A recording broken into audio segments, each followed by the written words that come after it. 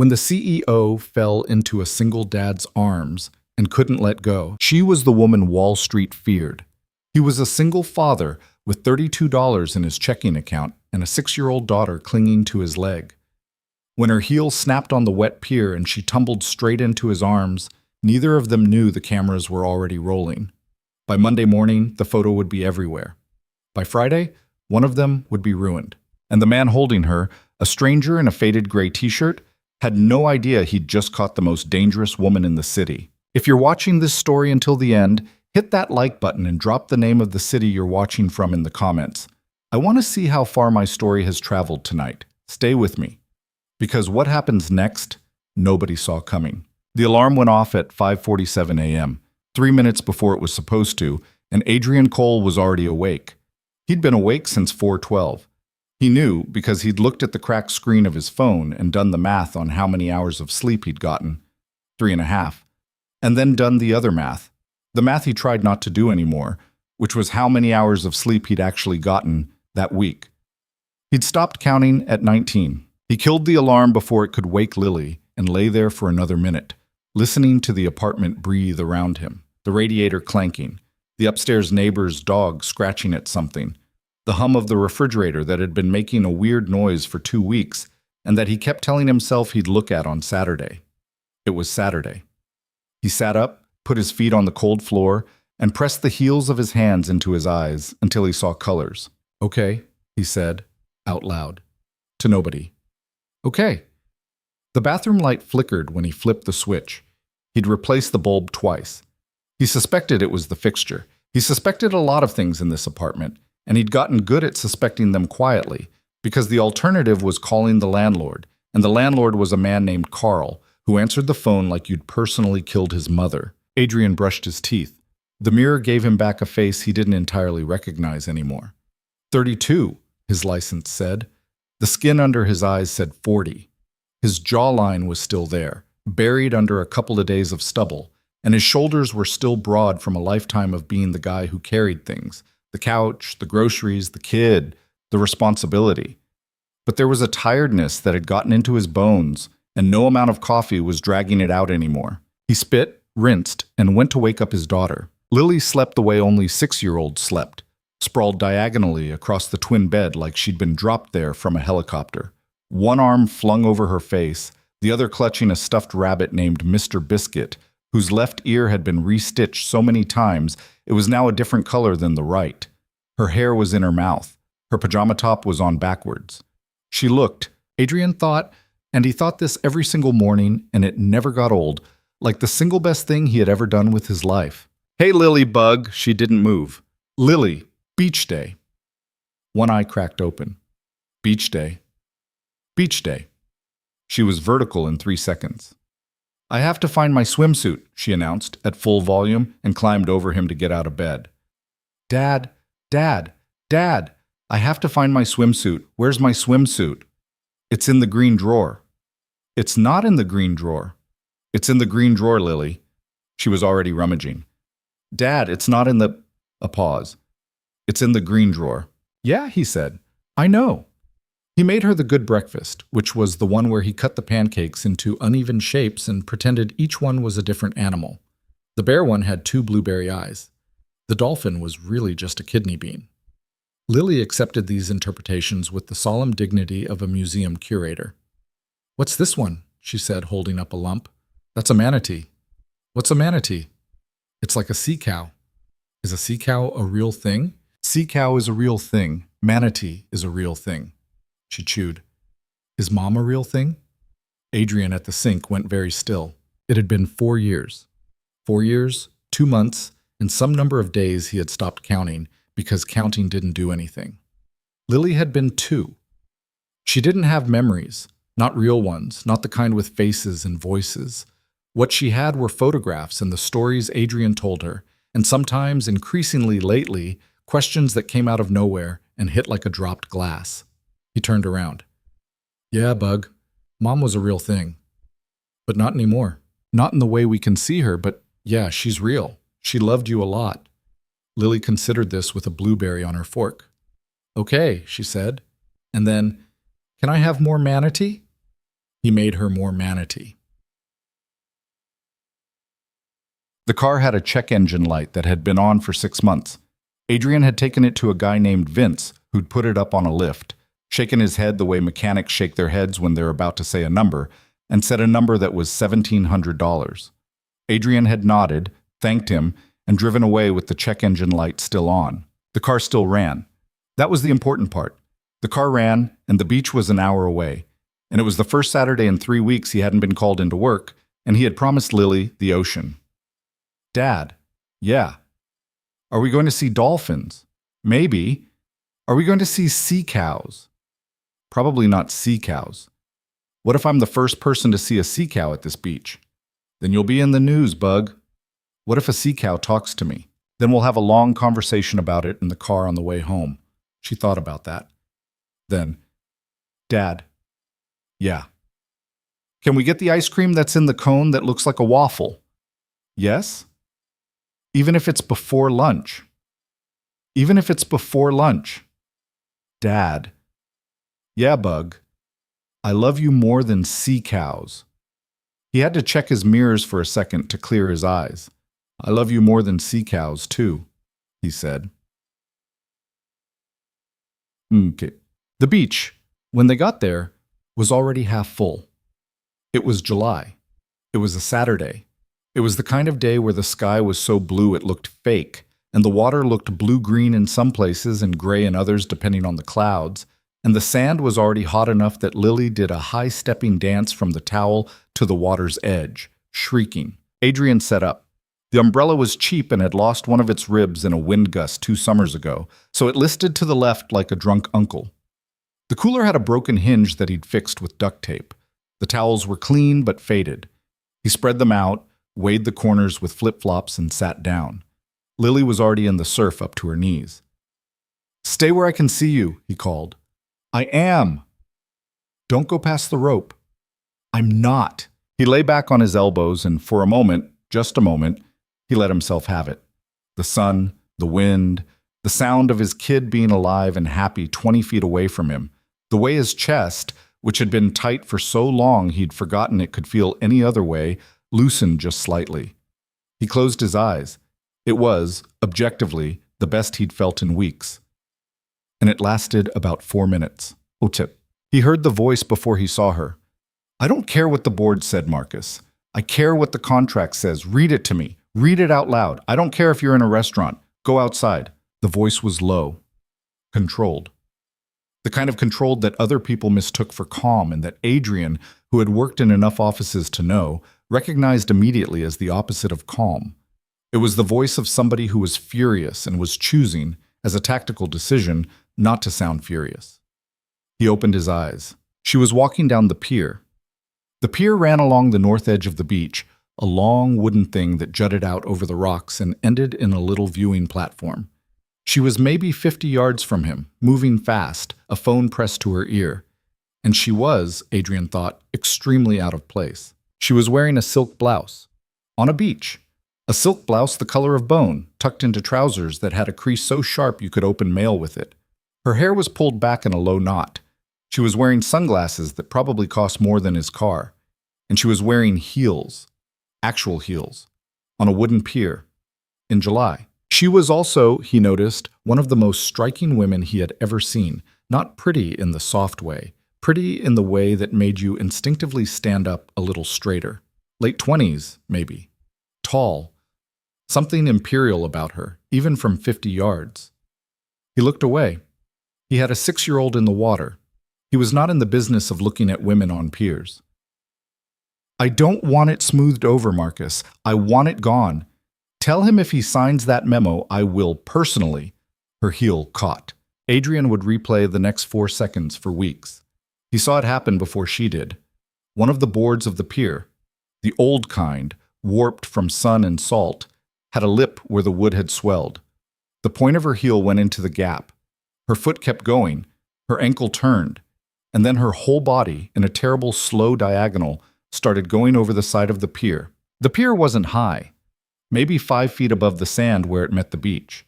But she was at the end of the pier where it ran over the rocks, and the rocks were black and wet and serious.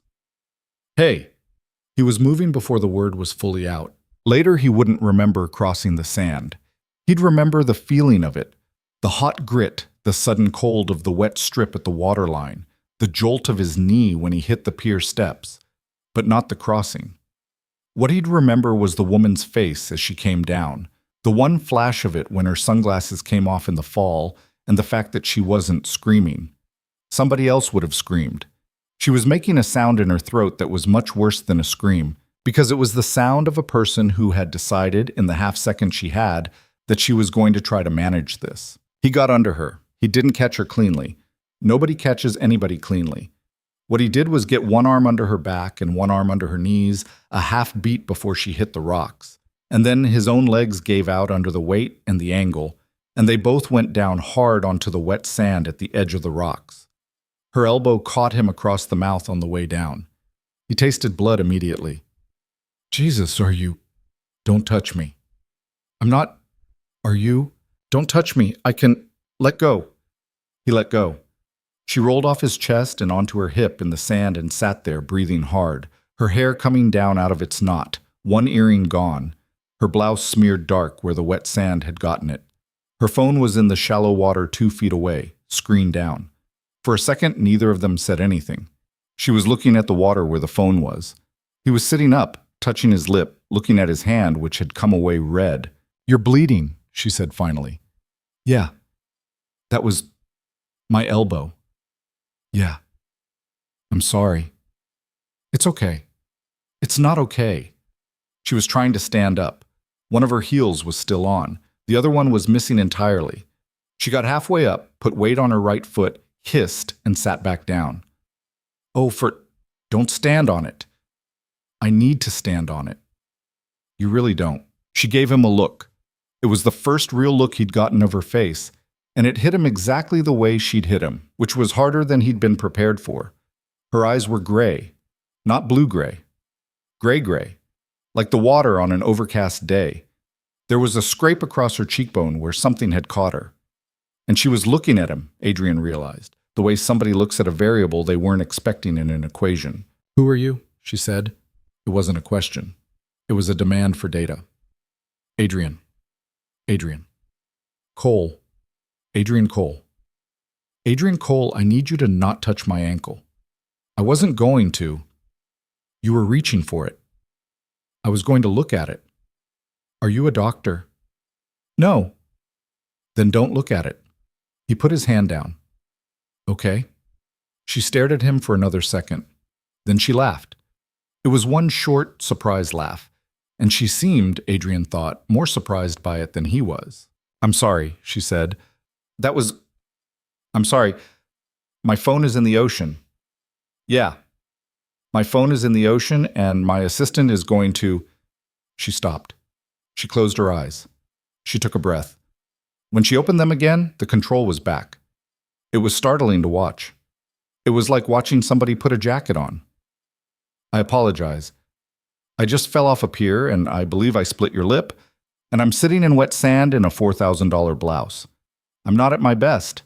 "4,000, Adrian said before he could stop himself. "Don't." "I wasn't going to." "You were going to." "I really wasn't." "Everyone's going to." He almost smiled. His lip hurt. "Dad?" "Lily." He turned fast, and she was already running up the sand toward him, her hair wet and her eyes huge, the way they got when she was about to either cry or yell at somebody. "Dad, why are you bleeding?" "I'm fine, Bug. I'm fine. He caught her as she barreled into him. "I'm okay, The lady fell off the pier and I helped her." Lily stopped. She turned slowly and looked at the lady. The lady looked back at Lily. Adrian watched this, and for reasons he would not be able to articulate later, his stomach did a small, complicated thing. "You fell off the pier," Lily said. "I did." "Why?" "My shoe got stuck." Lily considered the shoe situation. She looked at the one heel still on the woman's foot. She looked at the missing one. She looked at the pier. She looked back at the woman. "Those aren't beach shoes," Lily said. "No." "Those are work shoes." "Yes." "Why did you wear work shoes to the beach?" "That," the woman said, "is an excellent question." I'm Lily. I'm Elena. Elena, are you going to be okay? Elena looked at her ankle. She looked at her ruined blouse. She looked at her phone in the water. She looked at Adrian's bleeding lip. And Adrian watched, fascinated, as something came across her face that he didn't think had been there a minute ago. Not quite a smile, but the ghost of one, the kind of expression somebody has when they've been surprised into honesty. I don't know, Lily, she said. I'll have to get back to you. It took 10 minutes to get her off the sand. He wouldn't let her walk on the ankle. She wouldn't let him carry her. Absolutely not. I don't know you. So the compromise was that he took one arm and she used him like a crutch, and Lily walked in front of them, holding Elena's one surviving heel like it was a religious artifact. They made it up the pier steps that way. Slowly. With Elena saying every fourth step, I can walk, and Adrian saying, you really can't, until she stopped saying it. His lip had stopped bleeding. It had split at the corner. He could feel it every time he talked. Where are you parked? He asked. I'm not. You're not. I took a car. You took an Uber to a beach. I took a car. She said it flatly, like he was the one being weird. I was supposed to be back in the city an hour ago. I got out to take the call because the driver was, do you have a first aid kit? In my car. Yeah. Okay. They made it to his car. It was, Adrian became suddenly and painfully aware, a 17-year-old Corolla with a cracked windshield and a booster seat in the back. He opened the passenger door for her because he didn't know what else to do. She looked at the seat. She looked at him. She didn't say anything. She sat down. He got the first aid kit. He got an ice pack. He cracked it and shook it and handed it to her. For your ankle. Thank you. Here. He handed her a cleanish towel. Thank you. Lily climbed into the back seat. She climbed into her booster because she had been trained, and from her booster she leaned forward between the two front seats to observe Elena at close range like a small scientist. Lily, Adrian said. What? Personal space. I'm giving her space. You're 4 inches from her ear.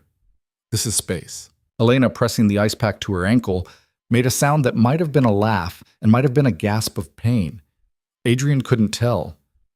I can call you another car, he said. My phone is in the ocean. Right, I'll call you one. Do you have an app or I have a driver. I need to call my assistant. Can I? She looked at his phone where it sat in the cup holder. A 3-year-old Android with a case he'd bought at a gas station. Yeah, of course. He handed it to her. He watched her, out of the corner of his eye, pick it up like it might come apart in her hands. She dialed from memory. 3 rings, then, Marcus, don't speak. Listen, I'm fine. I fell. No, listen. I am in... She paused. She looked at Adrian. Her eyebrows went up. The beach on... We're at the north lot, Adrian said, by the pier. The north lot by the pier, Elena said. Send a car. Also send... No, I don't need... Yes, I'm sure. Marcus, yes. 40 minutes is fine. Yes. Goodbye. She handed the phone back. Thank you. You're welcome. Your phone is... Yeah. It's It's fine. I wasn't going to... Yet. You were going to. She almost smiled again. Well, she said, now we're even.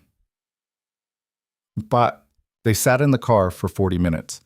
It was the strangest 40 minutes of Adrian's life. He didn't know how to talk to her. He didn't know what to say. He was conscious, in a way he hadn't been conscious in a long time, of the booster seat in the back, and the fact that the air conditioning made a wheezing sound, and the fact that there was a goldfish cracker wedged into the crack of the passenger seat that she was pretending not to see. So he didn't try. He just sat. Lily, who had never sat quietly in a car in her life, broke first. Elena. Yes. What's your job? Elena paused. I run a company, she said carefully. What company? A finance company. What's finance? It's money. You run a money company. Sort of. That's weird. Lily, Adrian said. It is weird, Dad. That's a weird job.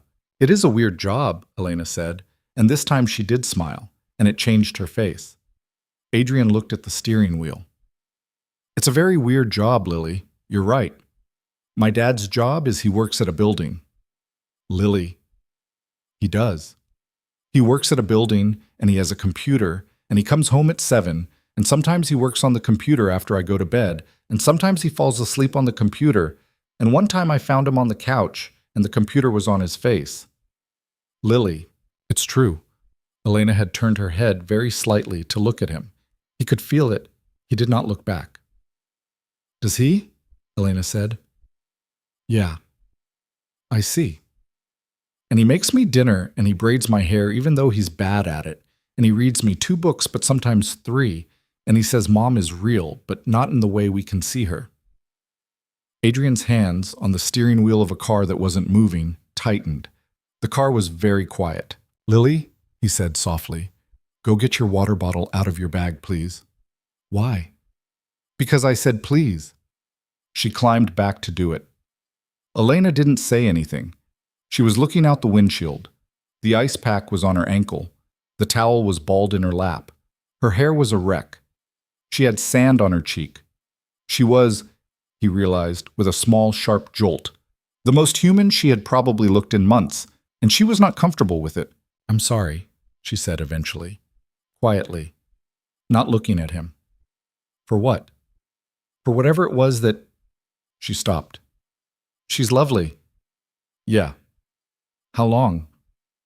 He knew what she was asking. He didn't make her say it. 4 years. I'm sorry. Thank you. That's not a thing people say and mean. I'm saying it and meaning it. He glanced at her then. Her profile. The scrape on her cheekbone. The way she was holding the ice pack like she'd forgotten she was holding it. I believe you, he said. She nodded, once. Neither of them said anything else until the black car pulled into the lot. The black car was a problem. The black car was the kind of black car that does not pull into public beach parking lots. It was an SUV the size of a small boat with tinted windows, and the driver was a man in a suit, and when he got out of the car he was wearing an earpiece. And Adrian watched all this with the dawning, sinking recognition of a man who is understanding, slowly, that he has misread the situation. He had thought she was rich. He was realizing she was something else. The driver crossed the lot at a walk that was almost but not quite a run.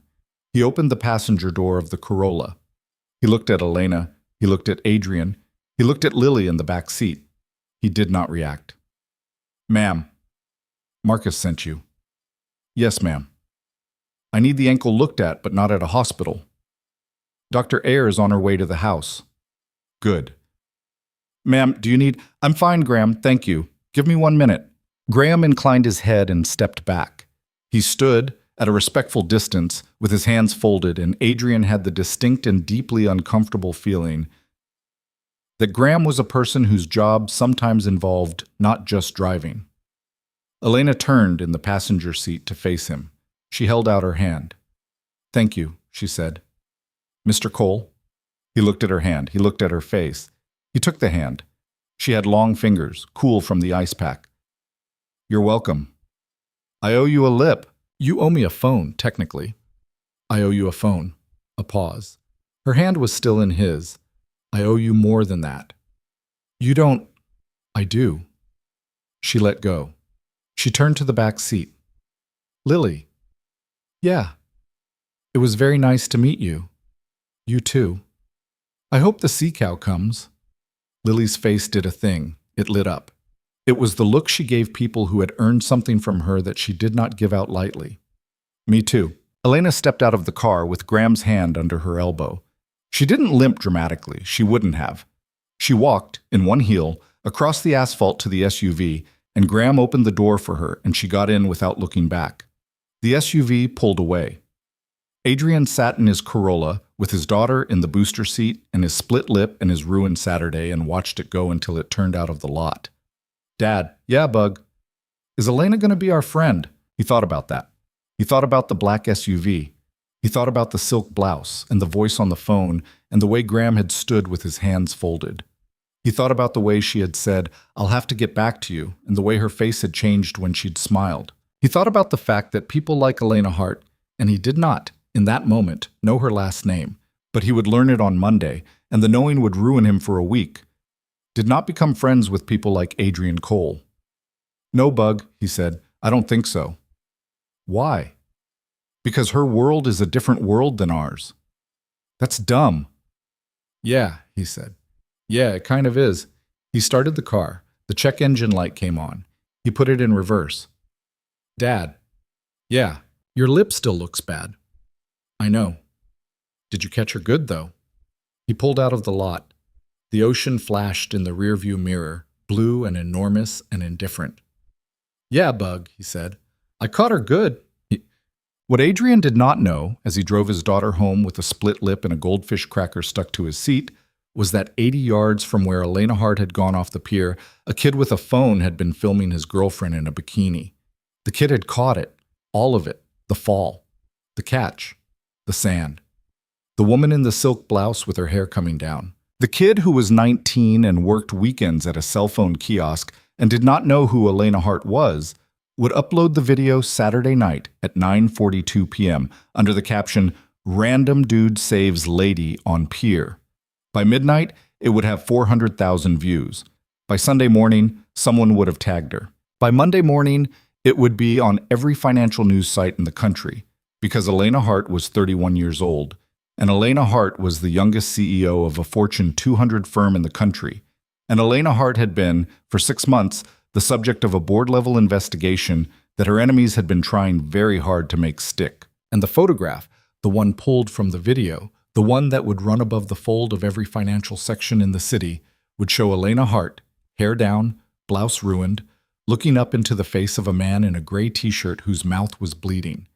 The headline would be, "Who is he?" On Monday morning, at 8:47 a.m., Adrian would walk into the lobby of the building where he worked, a building owned, he had never particularly cared to think about, by a parent company called Hart Holdings.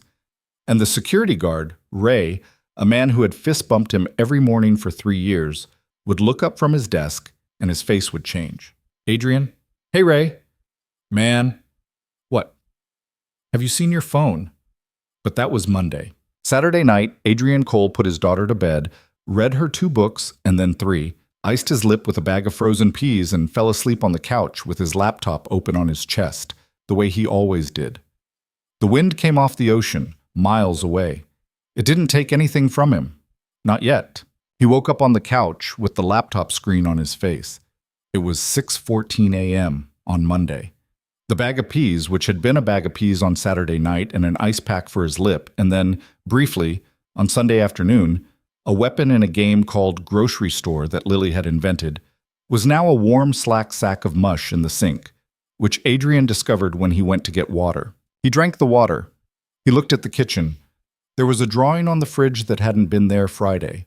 Lily had done it Sunday, at the little table by the window with her tongue between her teeth, the way she did when she was concentrating. It showed 3 stick figures. The tallest one had a brown circle for hair and a red line where a mouth should be. The smallest one had pigtails and was holding something that might have been an ice cream cone or might have been a sword. The middle one was a woman in a long dress with what Lily had insisted defensively was not a crown but a very fancy headband. Her hair was down. There was a little squiggle next to her that Lily had labeled in her painstaking block letters, "C Cow." He had looked at it Sunday evening and said, "Bug, that's a really nice picture." And Lily had said, not looking up from the next one she was drawing, "It's us." He'd said, "I can see that." And she'd said, "When is she coming over?" And he'd said, very gently, "Bug, she's not." And Lily had kept drawing. He thought about that now, Monday morning at 6:14, standing in his kitchen with a mug of water in his hand. Then he went and got ready for work. It was going to be a normal Monday. He decided that in the shower. He had a 10 o'clock with the procurement guys about the vendor thing. He had a 12:30 with Rashida from compliance. He had an email from Dennis in finance that he hadn't answered yet, and that would become a crisis by lunch if he didn't answer it by 9. His lip, which had scabbed over Sunday morning, was doing the thing where it kept splitting when he talked. He practiced, in the mirror, a version of smiling that didn't pull on it. It looked like he had something stuck in his teeth. He gave up. He got dressed. He made Lily breakfast and dropped her at Mrs. Ibarra's on the way to the train, the way he did every weekday. And Mrs. Ibarra, who had been Lily's after-school and morning person for 2 years and who had a face like a map of South America and hands that had done everything a pair of hands can do, took one look at his lip and clicked her tongue. What? Nothing. You're going to say nothing. Yeah. Fine, Adrian. I walked into a door. Have a good day, Mrs. Ibarra. Have a good day, liar. Lily hugged him at the knees. Bye, Dad. Bye, Bug. Bye, door. Very funny. He got on the train at 7:52. He got off at 8:41. He walked the 3 blocks to the building, which was a 38-story glass tower with the words Heart Tower etched in sober letters above a revolving door.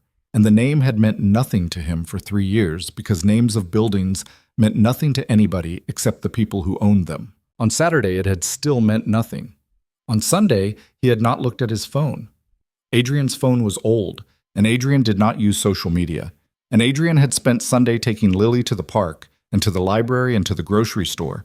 And he had, at one point, watched a movie with her about a dragon that had problems. And he had, at another point, fallen asleep during the movie about the dragon that had problems. And he had not, at any point, opened the internet. Which was why, when Adrian Cole walked into the lobby of Hart Tower on Monday morning at 8:47 a.m., he did not know anything. And Ray did. Ray was at the security desk. Ray had worked the morning shift at Hart Tower for 11 years. Ray had a son at Rutgers and a daughter who was a dental hygienist and a bad back from a car accident that he would tell you about if you asked, and sometimes if you didn't. Ray fist bumped Adrian every morning. Ray's fist bump was famous. Ray had opinions about everything. Ray had never, in 3 years, failed to have something to say when Adrian came through the turnstile. This morning, Ray looked up. Ray's face did something Adrian didn't understand. Adrian. Hey, Ray. Adrian. Hey, Ray. What? Man? Ray. Have you seen your phone? Adrian stopped at the turnstile. He had his badge in his hand. He had not yet tapped it. My phone. Your phone, Adrian. Your phone. No. Why? Oh, boy. Ray. Ray looked at him for a long moment. Ray looked past him at the lobby, which was full of the usual Monday morning people. Suits going through turnstiles, a woman with a rolling bag, 2 guys from the law firm on 22 who always came in together, and Ray lowered his voice. Adrian, you know whose building this is. What? Whose building? Hart Tower. Ray, what are you? Hart.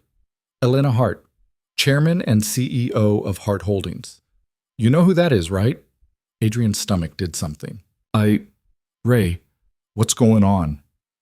Man! Ray shook his head. It was, Adrian realized, not a disapproving head shake. It was the head shake of a man who has watched the slow-motion replay of a car accident and has been asked by a stranger what happened. Man! Oh, man, your phone! Ray, please. Go upstairs, Ray said. Go upstairs, Adrian, go! He went upstairs. In the elevator, he pulled out his phone. 31 missed calls, 47 texts. He did not know he knew 47 people. The top text was from his sister Danny in Tucson. It said, Adrian, answer your phone. Below that, from his college roommate Kev, whom he had not spoken to in 2 years. Dude. Below that, from a number he didn't recognize. Mr. Cole, this is Jennifer Park from KTVJ News. I'd like to ask you about... Below that, from Dennis in Finance, Adrian, call me before you come in. Below that, from Rashida, hey, are you okay? Below that, from Danny again, why is your face on my phone? The elevator doors opened on 23. Adrian did not step out. He pressed 23 again. The doors closed. Someone had gotten in behind him. A woman from the accounting team. Adrian knew her by sight. Her name started with an M. And she was looking at him in the mirrored back wall of the elevator, the way you look at somebody at a funeral you've just recognized. The doors opened on 23 again. He stepped out. The open-plan floor of Gilbride and Finch Services, his employer, a mid-sized consulting firm that rented 4 floors of Hart Tower and handled logistics and procurement for clients in transportation and freight, was full of people standing up when they should have been sitting down. Heads came up from cubicles. Conversation stopped and then restarted a half note louder. Josie, the receptionist, the chateau, who had been at her desk for as long as Adrian had worked there, and who operated on a precise and gentle and professional script with everybody who came through her doors, stood up when she saw him. Adrian. Josie. Adrian, Mr. Gilbride is asking for you. I have a 10 o'clock. Mr. Gilbride moved it. He wants to see you in his office. Now, Adrian. Okay. Adrian. Yeah. She reached across her desk. She took his wrist. Josie was 62 years old and did not touch people. She touched his wrist. It's going to be fine, she said. Okay? Josie, what is happening? She let go of his wrist. She looked at him with an expression he had only ever seen her use on the day her son had called to say something about a hospital. You're a good man, Adrian, she said. You're a good man and a good father, and whatever happens today, you remember that, all right? All right, Adrian said, because that was the only available answer. He walked across the floor to Mr. Gilbride's office. The walk took 3 years. Every pair of eyes in the office watched him. Not all at once. In little glances, peeks over monitors, the kind of look you give somebody when you've just been talking about them. Tim from IT, who had helped Adrian with a printer issue the previous week, and who had, in the course of fixing the printer, told Adrian about his divorce, Tim mouthed something at him across the room, and Adrian could not read lips, but the shape of Tim's mouth was the shape of holy shit. He knocked on the office door. Come. He went in. Mr. Gilbride was 54 years old and had been Adrian's boss for 3 years. And Mr. Gilbride was, in Adrian's private estimation, a decent man who was not a particularly good man. Decent and good were not the same thing. Mr. Gilbride would remember your wife's name. Mr. Gilbride would send a card when your kid was born. Mr. Gilbride would also, if push came to shove and his numbers were at risk, sign off on things that were not strictly speaking legal, and he would do it with the faintly pained expression of a man who considers himself the victim of having to sign off on them. This morning, Mr. Gilbride's face was gray. His laptop was open on the desk. His coffee was untouched. There was a printout face down next to the laptop. Adrian, sit. Good morning, sir. Sit. He sat. Mr. Gilbride took a long breath. He looked at the ceiling. He looked at Adrian. He looked at the printout. He flipped it over. It was a screenshot. It was a photograph of Adrian on a beach, in a gray t-shirt, with a woman in his arms. The woman's hair was coming down.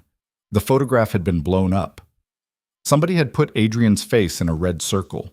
At the top of the page, in 32-point font, was the headline, "Who is the man who caught Hart?" The photograph was from the Financial Examiner. Oh, Adrian said softly. Yeah, Mr. Gilbride said, yeah. Oh, I need you to tell me, Adrian, right now, in this office, with nobody else in the room. I need you to tell me exactly what happened Saturday. A woman fell off a pier. Adrian. She fell off a pier. Her heel got stuck. I caught her. That's the whole thing. That's it. That's it. She was on her phone. She tripped. She would have hit the rocks. I was close. I ran over. I caught her. I split my lip on her elbow. We sat in my car and waited for her driver. She left. Sir, that's Adrian. Sir. Do you know who that woman is?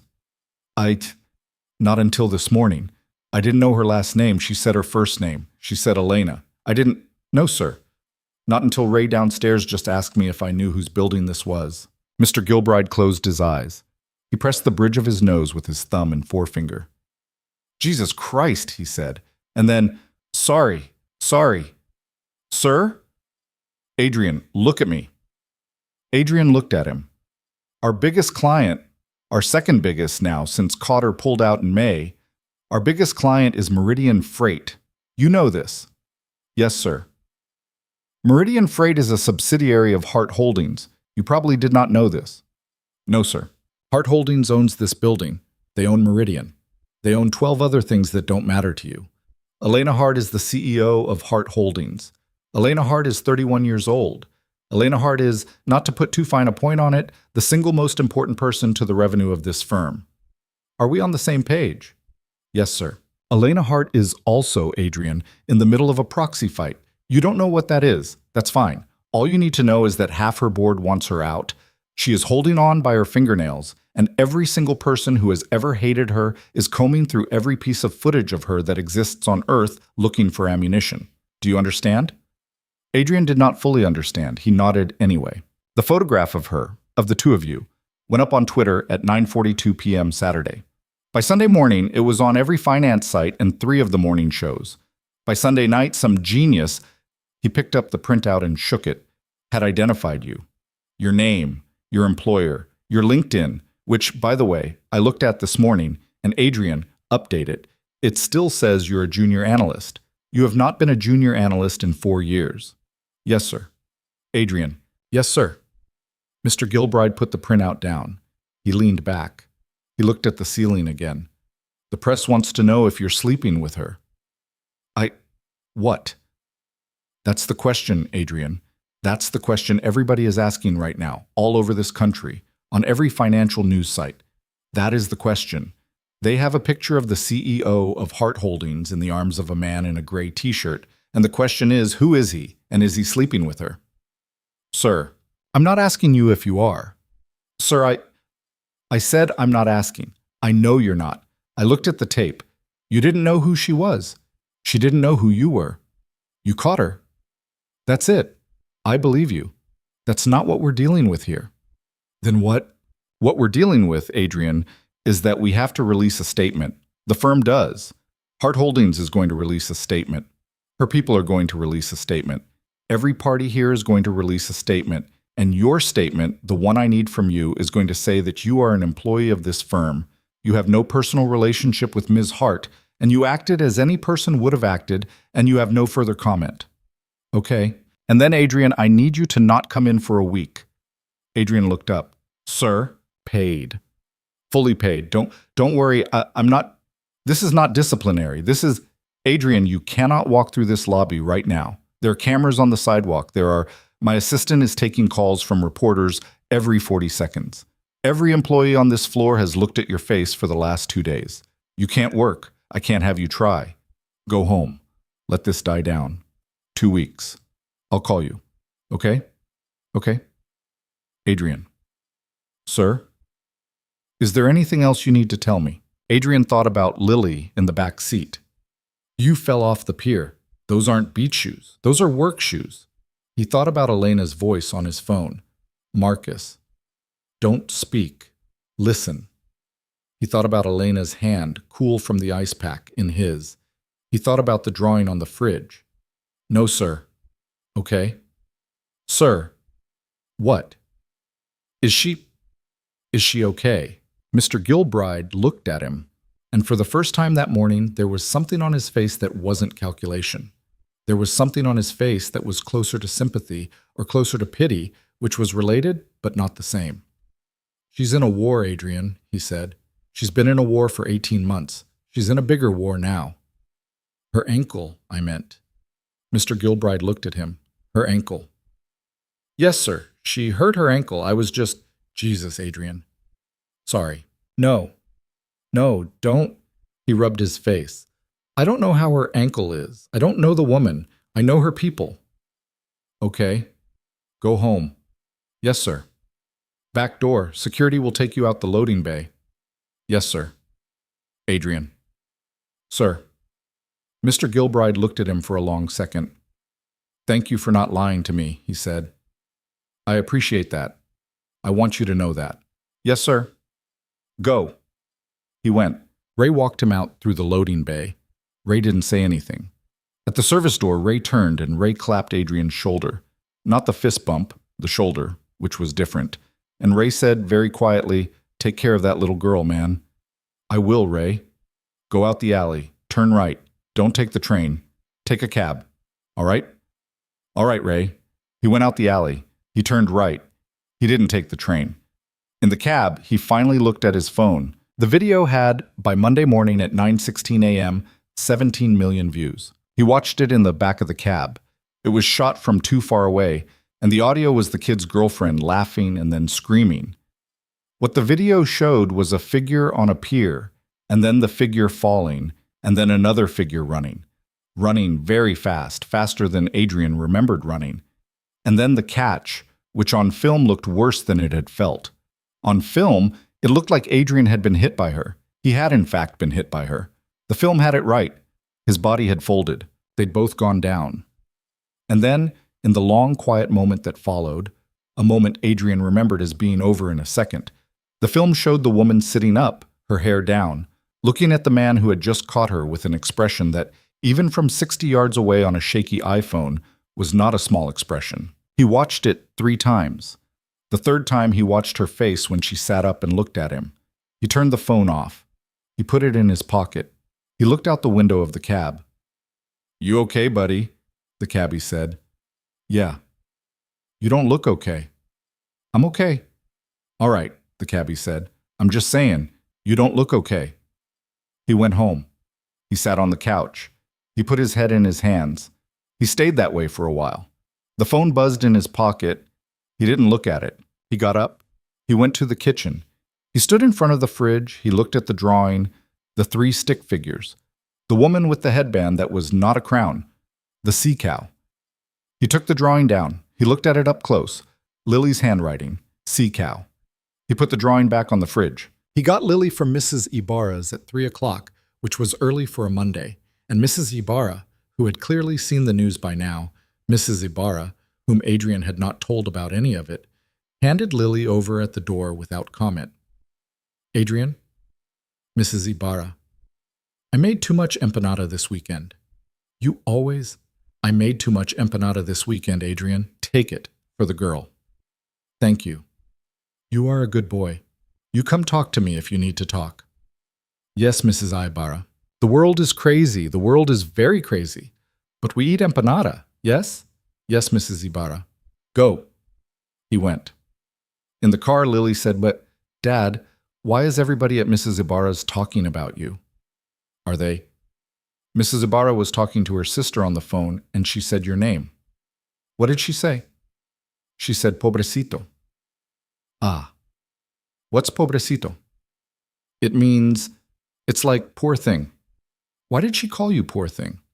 "Bug, I had a weird day at work." "Did the door hit your face again?" Yeah, the door hit my face again." "That door is mean." "It sure is." "Dad." "Yeah, Bug."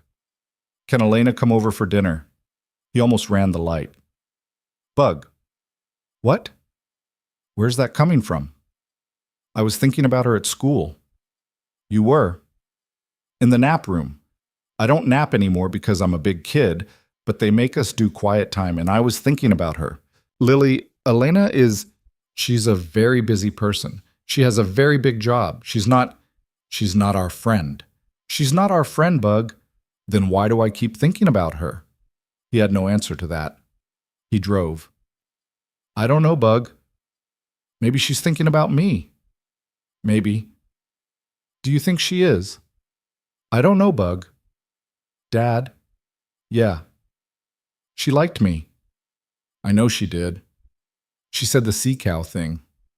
"I know. That was a real thing between me and her." "I know it was, Bug." So what? So we're friends." He took her home. He heated up Mrs. Ibarra's empanadas. He let her watch an extra episode of The Dragon Show because he couldn't, at that moment, summon the energy to enforce screen time. He gave her a bath and read her 3 books, which was the max.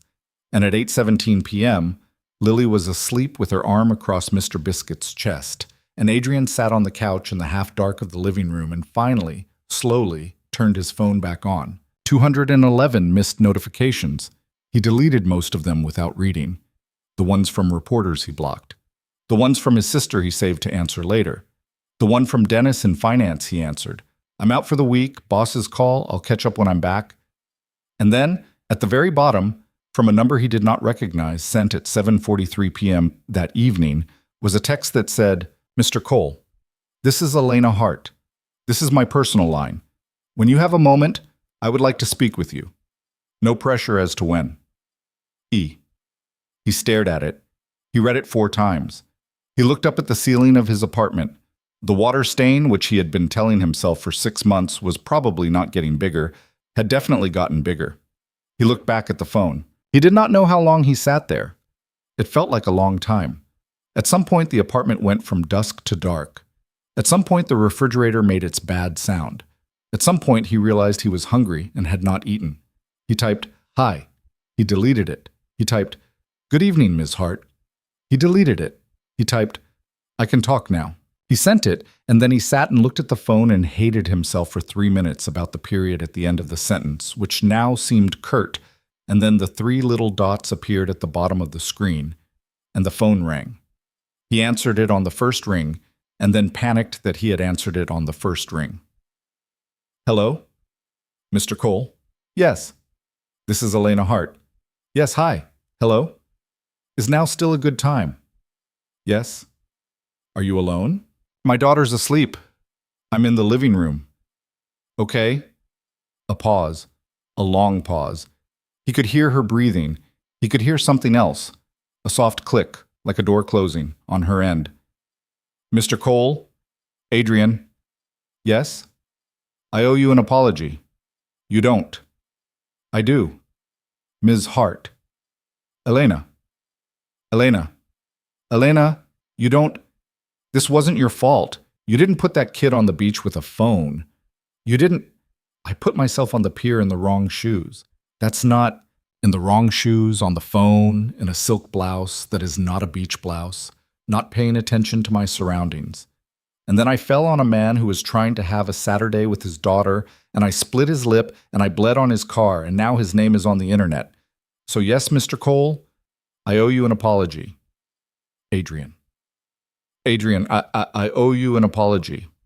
"Okay. I'm sorry." "Okay. I don't say that very often. I'd like you to know that." "I figured that." She almost laughed. He heard it. "How is your lip?" "It's scabbing." "How is your job?" He exhaled. It came out slower than he meant.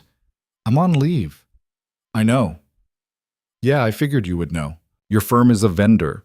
My people told me before they told your people. I wanted you to know, actually, that I tried to stop that. The leave. I called your firm's managing partner this morning. I told him very clearly that you were not to be disciplined in any way for having caught a woman off a pier. He said it wasn't disciplinary. It isn't. Not officially. It's what it is. He wants this to die down. I don't blame him, if I'm honest. If it makes you feel better, Adrian, mine want me to disappear for a week too. Where are you? I'm in my apartment. Is your ankle? My ankle is fine. It was a sprain, a bad sprain. I'm on a cane. I hate the cane. I bet you do. She did laugh that time. Adrian? Yeah, I wanted to say this to you directly and not through an assistant. I wanted to tell you that there is not going to be any. I know. You don't know what I was going to say. You were going to say there's not going to be any story about us, and that I should ignore the press, and that your people are going to kill it. A pause. Yes, she said. Okay. Okay. Thank you. You're welcome. Another pause. He could hear on her end a glass being set down on something. He pictured her. He pictured, without meaning to, an apartment that was the opposite of his. A window with a view, a glass of wine, one lamp on, hair down. Adrian. Yeah. Can I ask you something? Sure. How is Lily? He closed his eyes. She's good. She's asleep. She ate empanadas and watched a dragon show. She's good. Does she know? She knows something happened. She knows people at her daycare were talking about me. She thinks a door hit my face. A door? It's a bit we have. I see. A beat. Adrian. Yeah. She's a remarkable child. Thank you. I haven't spent a lot of time around children. I know that probably sounds absurd. I'm 31 years old, but I haven't. I work. I don't really know children. I'm not one of those women who... She stopped. She seemed to catch herself. I was going to say something uncharitable about other women. I'm going to not say it. Okay? Lily was extraordinary. She was extraordinary because she decided you were interesting. It's not a guarantee. No? No, she's a tough audience. She's 6. She's already decided about most adults. What did she decide about me? He thought about that. He thought about the drawing on the fridge. She drew a picture, he said, of you. A small surprised sound on the other end. She did? Yeah. What was I doing in the picture? Standing next to a sea cow. Elena Hart, chairman and CEO of a Fortune 200 firm, on a cane, in an apartment whose view Adrian could not see, laughed. It was the second time he had ever heard her laugh, and it was the first time he had heard it without the tight surprise of it, and it landed in his chest in a way he had not given it permission to land. Adrian. Yeah. I would like... She stopped. She started again. I don't want to make this weird. I am very aware that I could make this weird. I don't want to. Okay? I would like to, at some point, when this has died down, when you're back at work and the photos are off the internet and we can do it like two actual grown people, I would like to buy you and your daughter a meal, to say thank you for the catching and the sand and the lip. He did not answer right away. He looked at the water stain on the ceiling. Elena. Yes. That's going to look like a story. I know. That's going to make it all start again. I know. That's going to give every person in your firm and mine something to talk about. I know. Why would you do that?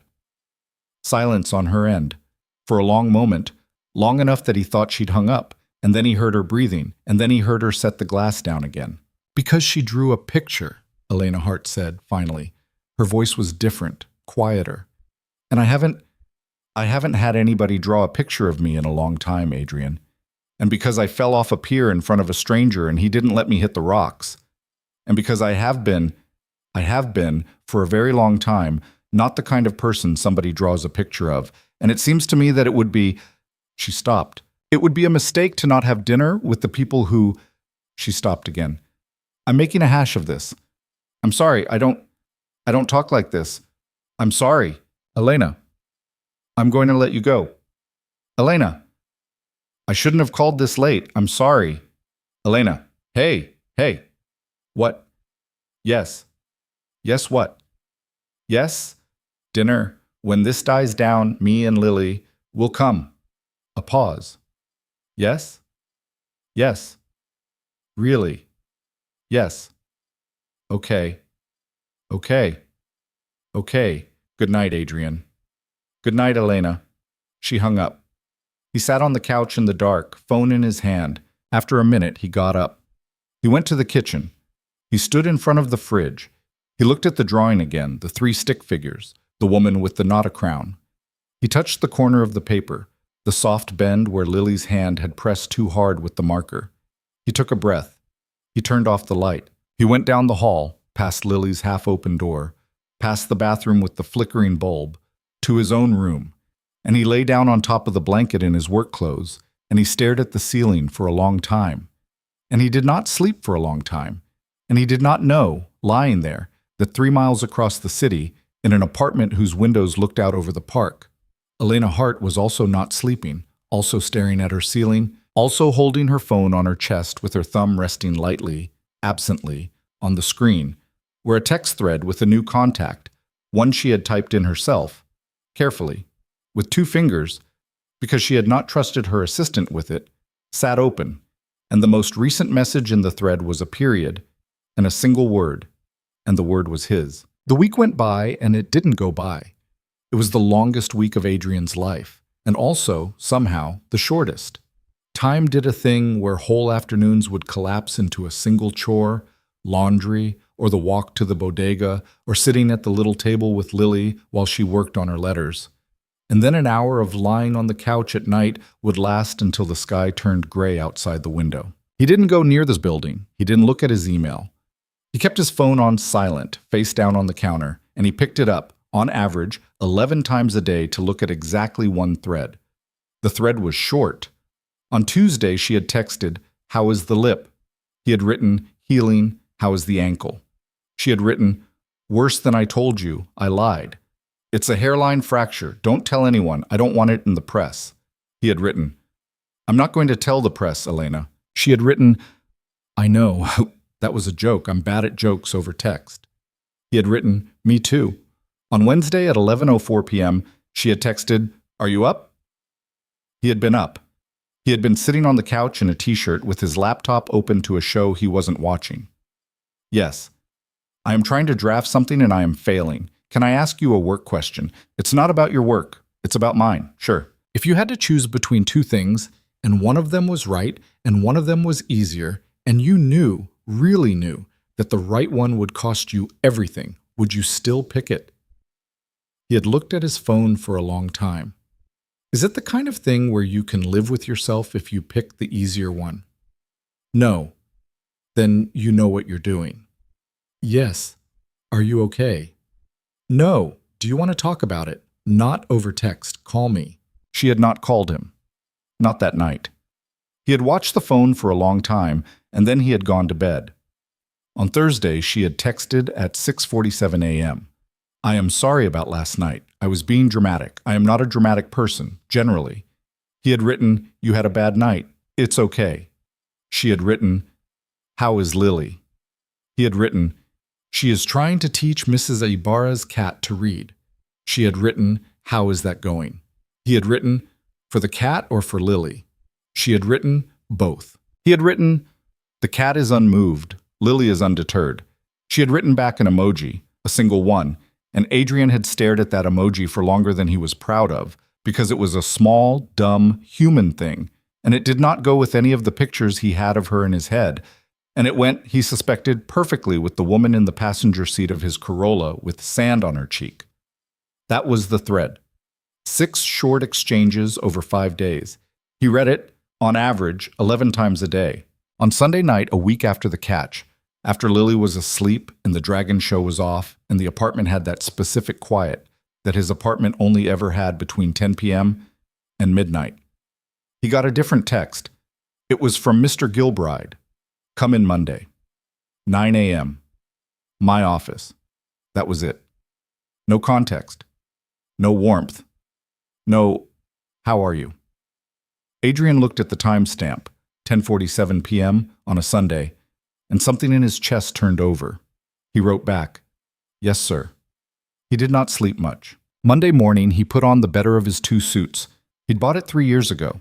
It fit him in the shoulders, and it was starting to shine at the elbows, and he had meant for 18 months to get it taken in at the waist, which he had not done.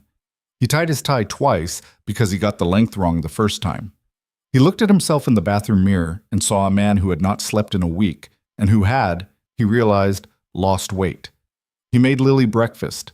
He dropped her off. Mrs. Ibarra caught his arm at the door. Adrian. Good morning. You are walking in like a dead man. I feel like one. Don't. Mrs. Ibarra. Don't. Whatever it is today, Adrian, don't walk in like a dead man. Walk in like a man. He looked at her. Yes, Mrs. Ibarra. Go. He went. The building at 8:52 a.m. looked the same. Ray was at the desk. Ray saw him and stood up halfway and sat back down and did the fist bump across the counter without saying anything, which was new, and Adrian appreciated it in a way he could not have articulated. The 23rd floor at 8:55 did not look the same. The low conversational buzz of a Monday morning, the coffee chatter, the printer, the good weekend, and the you too was not there. People were at their desks, and people were not pretending not to look at him, and people were not pretending not to pretend not to look at him. Josie, at reception, looked up and her face did something complicated, and she said very softly, Go in, Adrian. He's waiting. He went in. Mr. Gilbride was not alone. There were 2 men in the office with him. One of them Adrian knew, Leland Finch, the other named Partner. The Finch of Gilbride and Finch Services, a man in his 60s with a head of white hair and the kind of mouth that did not smile unless an important client was smiling first. The other man Adrian did not know. He was 40-ish, thin, wearing a suit that fit the way Adrian's did not, and he had a leather folio on his lap that he was not opening. Adrian, sit. Adrian sat. Adrian, this is Peter Malik. He's outside counsel. He's here because we wanted a third party in the room. Okay? Adrian, I'm just going to tell you what this is. Okay. Okay. On Thursday of last week, Meridian Freight, through the Hart Holdings procurement office, issued a directive that reassigned the Meridian contract from this firm to a competitor of ours called Kensington Logistics. The reassignment is scheduled to take effect at the end of the quarter. Meridian was 31% of our revenue, Adrian. 31%. Adrian said nothing. The directive did not come with a reason. It did not have to. That's how these contracts work. But we have been asking. Leland and I have been asking. And what we have heard from 3 separate sources now is that the directive came down from the CEO's office, personally. Leland, across the room, was watching Adrian with no expression at all. Adrian, the CEO is Elena Hart. I know who the CEO is, sir. Yes. Yes, you do. Now, the official line from Hart Holdings is that the reassignment is a routine review decision. Fine. We are going to accept that publicly, but privately here in this room, the 3 of us, 4 of us, counting Peter, believe strongly that what is actually happening is retaliation, or possibly something worse. And Adrian? Sir. Adrian. Sir, I did not speak to her about my firm. I did not. Adrian, I know you didn't. Listen to me. Listen. He listened. 2 days after the photograph of you and Ms. Hart went public, a piece of information reached a reporter at the Examiner that did not come from Hart Holdings. It came, we believe, from a source internal to this firm. The information was, it was not about you. It was about a contract, Adrian. Specifically, it was about a 2021 memo that we signed off on regarding vendor billing on the Cawdor account. You don't know the details. The details don't matter. What matters is that somebody inside this firm gave a reporter a copy of a document that was, at the time it was signed, legally ambiguous, and that is now being characterized to Hart Holdings as, he gestured helplessly, as worse than it was. Peter Malik spoke for the first time. He had a light, precise voice. Mr. Cole, the short version. Somebody inside your firm appears to be trying to use the Hart photograph as a pretext to hand Hart Holdings a reason to cut ties with this firm. The bet seems to be that if Hart Holdings pulls the Meridian contract under the cover of a compliance concern, there's an opportunity for whoever is doing this to move the business to a competitor, Kensington, in exchange for something. A role, a stake, we don't know yet. Okay, Adrian said. The problem, Peter Malik said, is that the 2021 memo is real. It isn't as bad as it's being characterized, but it's not clean. And under the right light, it looks bad. Okay? Mr. Cole, your name is on it. Adrian went very still. My name. As a junior analyst on the account team, yes. Your signature appears on an internal distribution list. You were not a drafter. You were not a decision maker, but you were copied, and you signed, and you... I was 29 years old. Yes. I didn't draft anything. Nobody is saying you did. Then why is my name? Because, Mr. Gilbride said, and his voice was not gentle, somebody inside this firm appears to have decided that you, Adrian, are going to be the name on the memo that walks into the building. You have, as of this morning, a very public face. You have a relationship of some apparent kind with the CEO of Hart Holdings. And you are on the distribution list of a document that is going to land at the Examiner tomorrow morning, if it has not landed already, with language that suggests you were more involved than you were. Do you understand, Adrian? Adrian understood. He understood in the way a person understands when the room starts to rotate very slowly. Who? He said. We don't know yet. Sir. Adrian. Sir, respectfully. Who? Mr. Gilbride looked at Leland Finch. Leland Finch looked back. We think it's Paul, Leland said quietly. Paul Braddock was the head of the Meridian account. Paul Braddock was the person who had hired Adrian.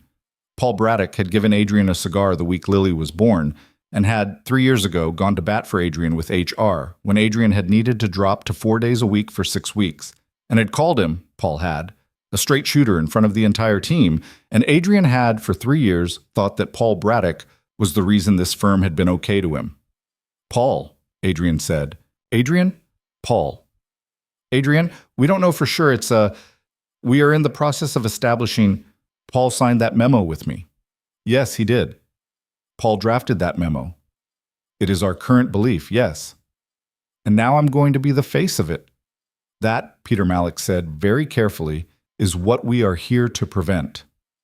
Adrian did not hear the next thing Mr. Gilbride said. He did not hear the next thing after that. He heard, inside his head, the sound of his own blood. He heard, after some indeterminate amount of time, Mr. Gilbride saying his name. Adrian, Adrian, focus. I need you to focus. Yes. Peter has drafted a statement. We need you to sign it. It establishes, on the record, that you had no substantive involvement in the drafting or execution of the 2021 memo, that you were included on an administrative distribution, and that you have no personal relationship with Ms. Hart. If we get ahead of this, Adrian, before the examiner runs their piece, we have a chance of preserving the Meridian contract, preserving your career, preserving... Yet, he stopped. He corrected. Preserving a lot. Okay? Peter's going to walk you through it. Okay. Peter Malik opened the leather folio for the first time. He took out a piece of paper. He slid it across the desk. Adrian read it. He read it twice. He read it a third time. On the second read, his stomach had done a thing. On the third read, his stomach did a different thing. The statement contained in the middle paragraph a sentence that said, To be clear, I was not aware at the time of concerns raised internally by senior leadership regarding the billing methodology used in the Cotter matter, and I played no substantive role in the analysis supporting the methodology. Adrian looked up. Sir, Adrian. The senior leadership who raised concerns was Paul. Adrian. Paul raised concerns to me, actually, in August of 2021, in the conference room on 21. He said word for word. I remember it because he said it twice. He said, I don't love this kid, but it's a gray area, and gray is where we live. The room was very quiet. I remember it, Adrian said, because it was the first time anybody senior to me had said anything to me that made me feel like I was supposed to be a grown-up. He said it, and then he asked me to run the numbers one more time, which I did, because he asked me to. Adrian, if I signed this statement, sir, I'm saying I didn't know there were concerns. There were concerns, I knew about them. I raised some of them with Paul. He told me he'd handle it. He told me that was above my pay grade. He told me I was a good kid and that I was going to do fine here if I didn't go around chasing ghosts. Those were his words. Adrian, I was 29, sir. I signed the distribution because Paul told me to sign the distribution. Adrian, listen. I am listening, sir. Nobody is asking you to take the fall. Nobody. We are asking you to... The language of the statement is designed to... The language is a lie. The language is a legally careful statement of, the language is a lie, sir. It is saying, I didn't know. I knew. You are asking me to say, on paper, a thing that is not true. Adrian, if you do not sign this, the firm is going to lose Meridian, which is going to trigger a cascade. We are going to have to let 12 people go before Christmas. Do you understand what I am saying to you? 12 people. People you know. People with families. You want to talk about a lie, Adrian. I am talking about 12 families. Adrian looked at Mr. Gilbride. Mr. Gilbride was not a bad man. Adrian reminded himself of this. Mr. Gilbride was a man in a corner. Mr. Gilbride was a man who had, at this moment, one root out of the corner, and the root was Adrian's signature. Mr. Gilbride's hands were flat on the desk. They were shaking, very slightly. Sir, Adrian, with respect, with all respect in the world, if I sign a statement that says a thing that is not true, and the statement is the thing that keeps Meridian, and then in 6 months or a year the memo comes out anyway, and it is going to come out anyway, sir, these things always come out, then I have, personally, on paper, lied about my own firm's conduct, and you are no better off. And I am no job having, and I am no daughter having, because a man who lies on paper loses his daughter when it comes out. Adrian, I cannot sign it, sir. Adrian, I'm sorry. Leland Finch spoke. He had not spoken since the beginning. Mr. Cole, sir, do you understand that this is the end of your career at this firm? Yes, sir. Do you understand that we are not going to be able to protect you from what happens next? Yes, sir. Do you understand that Paul Braddock is going to say, on the record, that you drafted the methodology and that he is going to have documentary support for that claim, and that you are going to be walking into a hurricane? Yes, sir. Leland Finch looked at him for a long time. His mouth did something at the end that was not quite a smile and not quite anything else. Paul said you were a straight shooter, Mr. Cole. Yes, sir. I see he was telling the truth about one thing. Yes, sir. Go home, Mr. Cole. Yes, sir. We will be in touch. He stood up. He buttoned the suit jacket that did not fit at the waist. He looked at Peter Malik, who had not looked up from his folio. He looked at Mr. Gilbride, whose face, for a single flickering second, was the face of a man who wanted to say something else, and then wasn't. He left. He walked out of the office. He walked across the floor. He did not look at anybody. He did not stop at Josie's desk. He got in the elevator. He pressed L. He rode down by himself. He walked across the lobby. He did not look at Ray.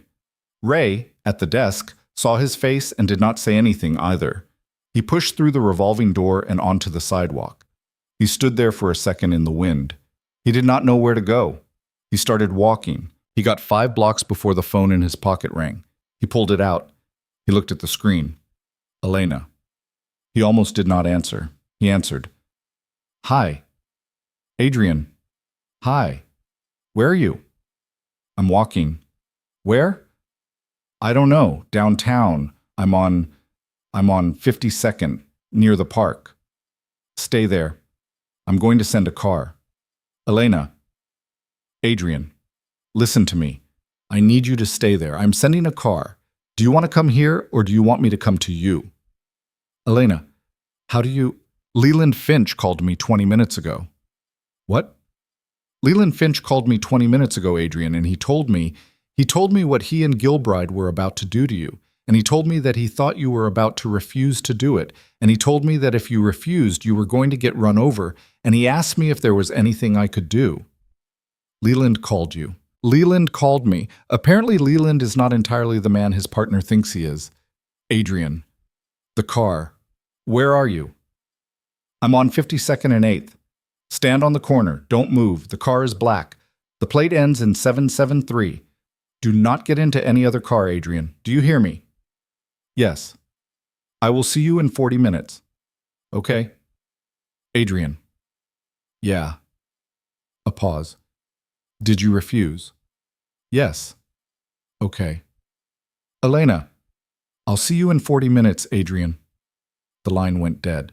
40 minutes later, he was in an apartment whose view he had been imagining for a week, and the view was not the point. The apartment was smaller than he'd pictured, and older. It was a pre-war on the park, with high ceilings and crown molding and the kind of furniture that was expensive but not showy.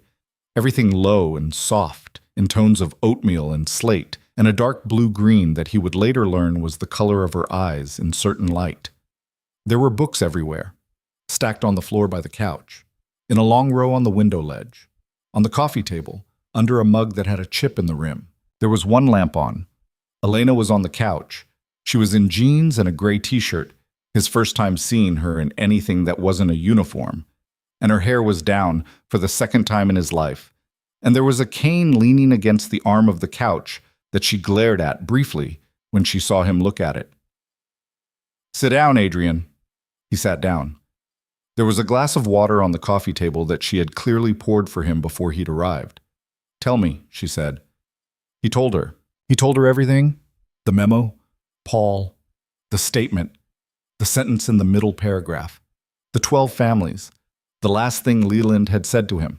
He told it in the flat voice of a man reporting a car accident, and he told it without stopping. And when he was done, he looked up and he realized he had been looking at his own hands the whole time.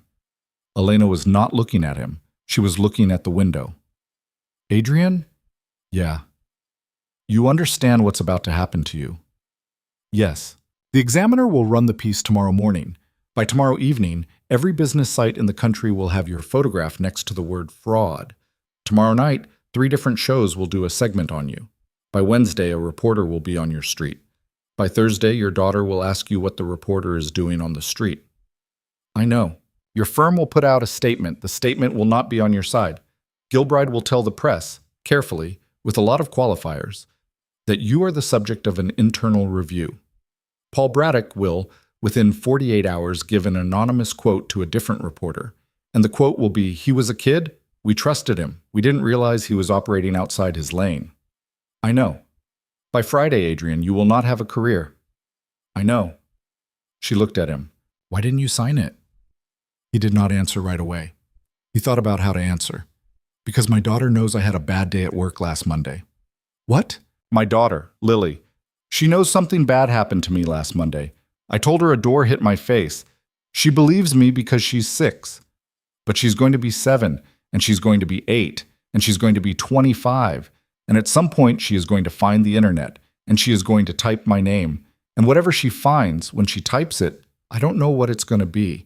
I don't know what the world is going to say about me by then. But whatever it says, Elena, the one thing I know for sure is that I'm going to sit across from my daughter when she's 25, and she's going to ask me, not if it's true. She's going to ask me if I knew what I was signing. And the only thing I have in my whole life that I can give her, honestly, is that when somebody put a piece of paper in front of me that said something that wasn't true, I didn't sign it. He stopped. He looked at his hands. I don't have money, Elena. I don't have connections. I have a 6-year-old and a 2007 Corolla and a split lip that's finally healing and one answer that I can give her in 20 years.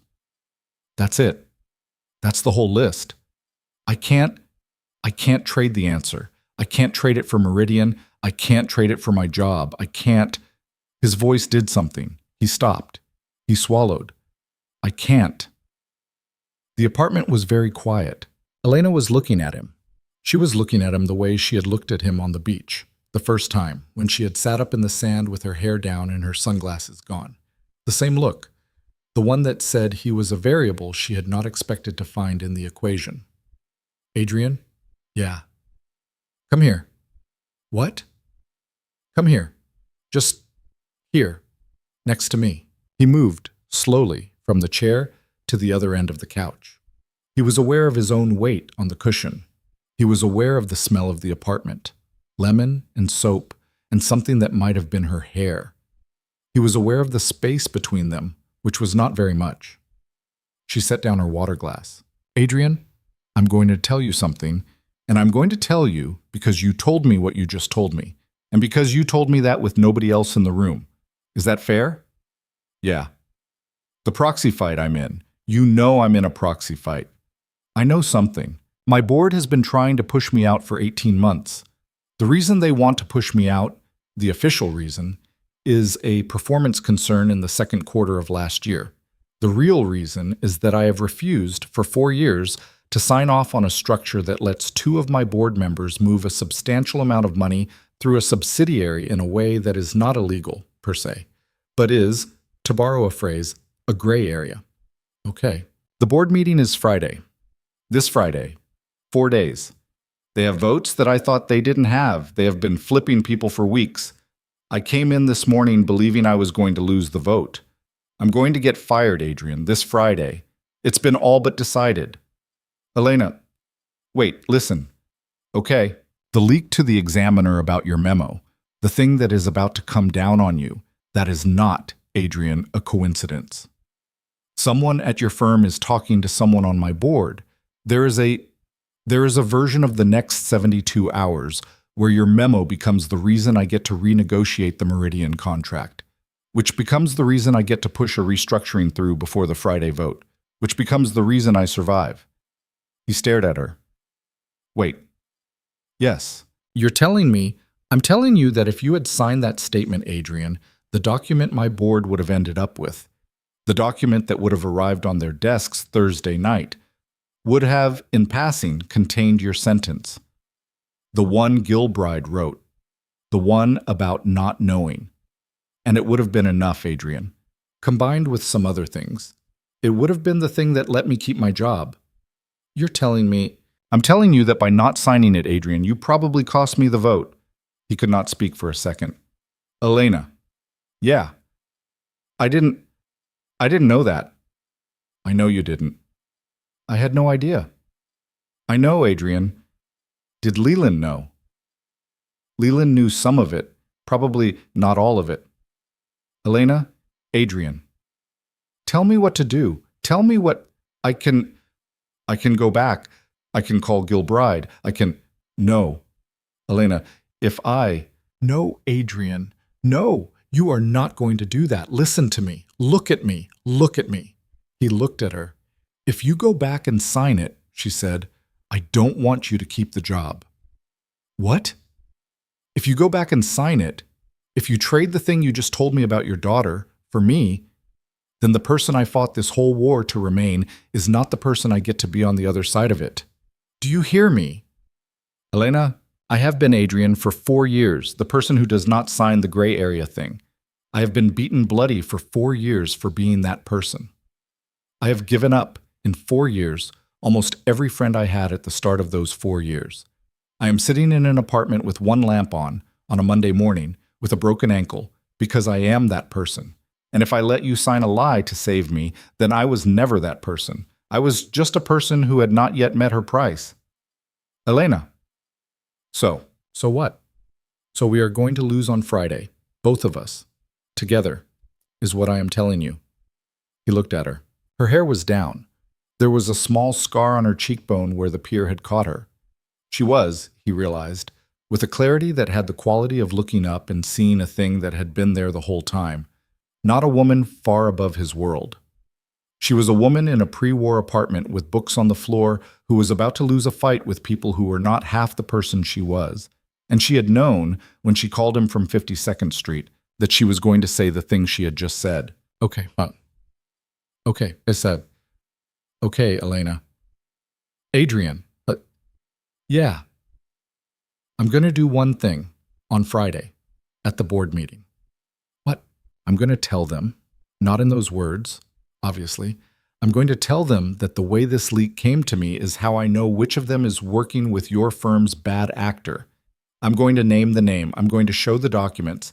And then I'm going to stand up in front of a room of 16 people who have been trying to destroy me for a year and a half. And I'm going to tell them, publicly, on the record, that I refuse categorically, in a recorded board meeting, to benefit from a fraudulent framing of a man who caught me off a pier because my own shoes were wrong. He looked at her. Elena. Yeah. That's going to end your career. Yes. That's going to blow it up. You're going to lose the vote anyway, and now you're going to lose it with a reason. Yes. Elena. Adrian. Why? She looked at him. I think you know why. Tell me. She didn't. Not in words. She looked at him for a long moment, and then she looked down at her hands, and then she looked back up, and her eyes were wet. Not crying, but wet, in the way they get when a person is holding something and deciding right now not to keep holding it. Because you were in a gray t-shirt, Adrian. What? You were in a gray t-shirt, and you didn't know who I was, and you caught me. And on Saturday, when your daughter showed me your whole life in 30 seconds in the back seat of a Corolla, I sat there in a silk blouse covered in wet sand, and I realized that I had been running something called a life for 10 years, and what I had built was not... She stopped. What I had built was not a life. I built a fortress. And I was the only one in it. And on Saturday, your daughter drew a picture of me standing next to a sea cow, Adrian, and I would tear the fortress down with my hands for that picture. He couldn't talk. So, she said. So Friday, I'm going to tell them what they are, and they are going to fire me for it. And on Saturday, I would very much like to eat an empanada with your daughter, if you still want that. He reached out slowly, and he took her hand. Her hand was cold. He held it. Yeah, he said. Yeah. Saturday. We still want that. Okay. They sat there on the couch in the apartment with the one lamp on for a long time, and neither of them said anything else. And outside the window, the park did whatever a park does on a Monday in July. And inside, in the quiet, two people who had, between them, spent their lives being the ones who held things up, sat on a couch, and for the first time in a long time for each of them, did not. On Friday, at 2:17 p.m. Eastern, in a boardroom on the 41st floor of a building across town, Elena Hart would stand up at her chair, lean her weight on her cane, and begin to speak. The sentence she started with would be, "Before we vote, I want to put something on the record." Everyone in the room would think she was asking for clemency. Everyone in the room would be wrong. She did not ask for clemency. She stood at her chair in a boardroom on the 41st floor of a building across town, with her weight on a cane she hated, and she said the sentence she had told Adrian she was going to say, and then she said the next 14 minutes of sentences, and none of them were the sentences the 16 people at the table had come prepared to hear. She named a name. It was the name of a board member named Harold Vester, who had been on the Hart Holdings board for 9 years, and who sat, at that moment, 4 chairs down from her with his hands folded and his face the color of something left out too long. She laid out the architecture, crisp, unhurried, the way she talked when she was at her most dangerous, of how Harold Vester had been in contact, for 6 weeks, with a partner at a mid-sized consulting firm named Paul Braddock, and how Harold Vester had helped engineer the release of a 4-year-old memo through a business reporter at the Examiner for the specific purpose of damaging a man named Adrian Cole, who had 2 Saturdays prior caught her off a pier. She put documents on the screen. She had Marcus bring them up one at a time. She did not raise her voice. She explained, with the patience of somebody explaining something to a child, what each document was, who had sent it, who had received it, and what it meant. And then, at the end, before the vote that she already knew she was going to lose, she said the part she had told Adrian about. For the record, she said, I am declining. I am declining as chairman in this recorded meeting in front of all of you to make any use, in my defense or otherwise, of the framing of Mr. Cole that Harold and Mr. Braddock have constructed. Mr. Cole is not a dishonest man. Mr. Cole refused on Monday of this week to sign a statement that would have saved his job because the statement contained a sentence that was not true. I'm not going to let the 2 of them take him down because he did the thing I was too tired to do for myself for a long time. Togikeiki. She sat down. The room did not make a sound for 11 seconds. She counted.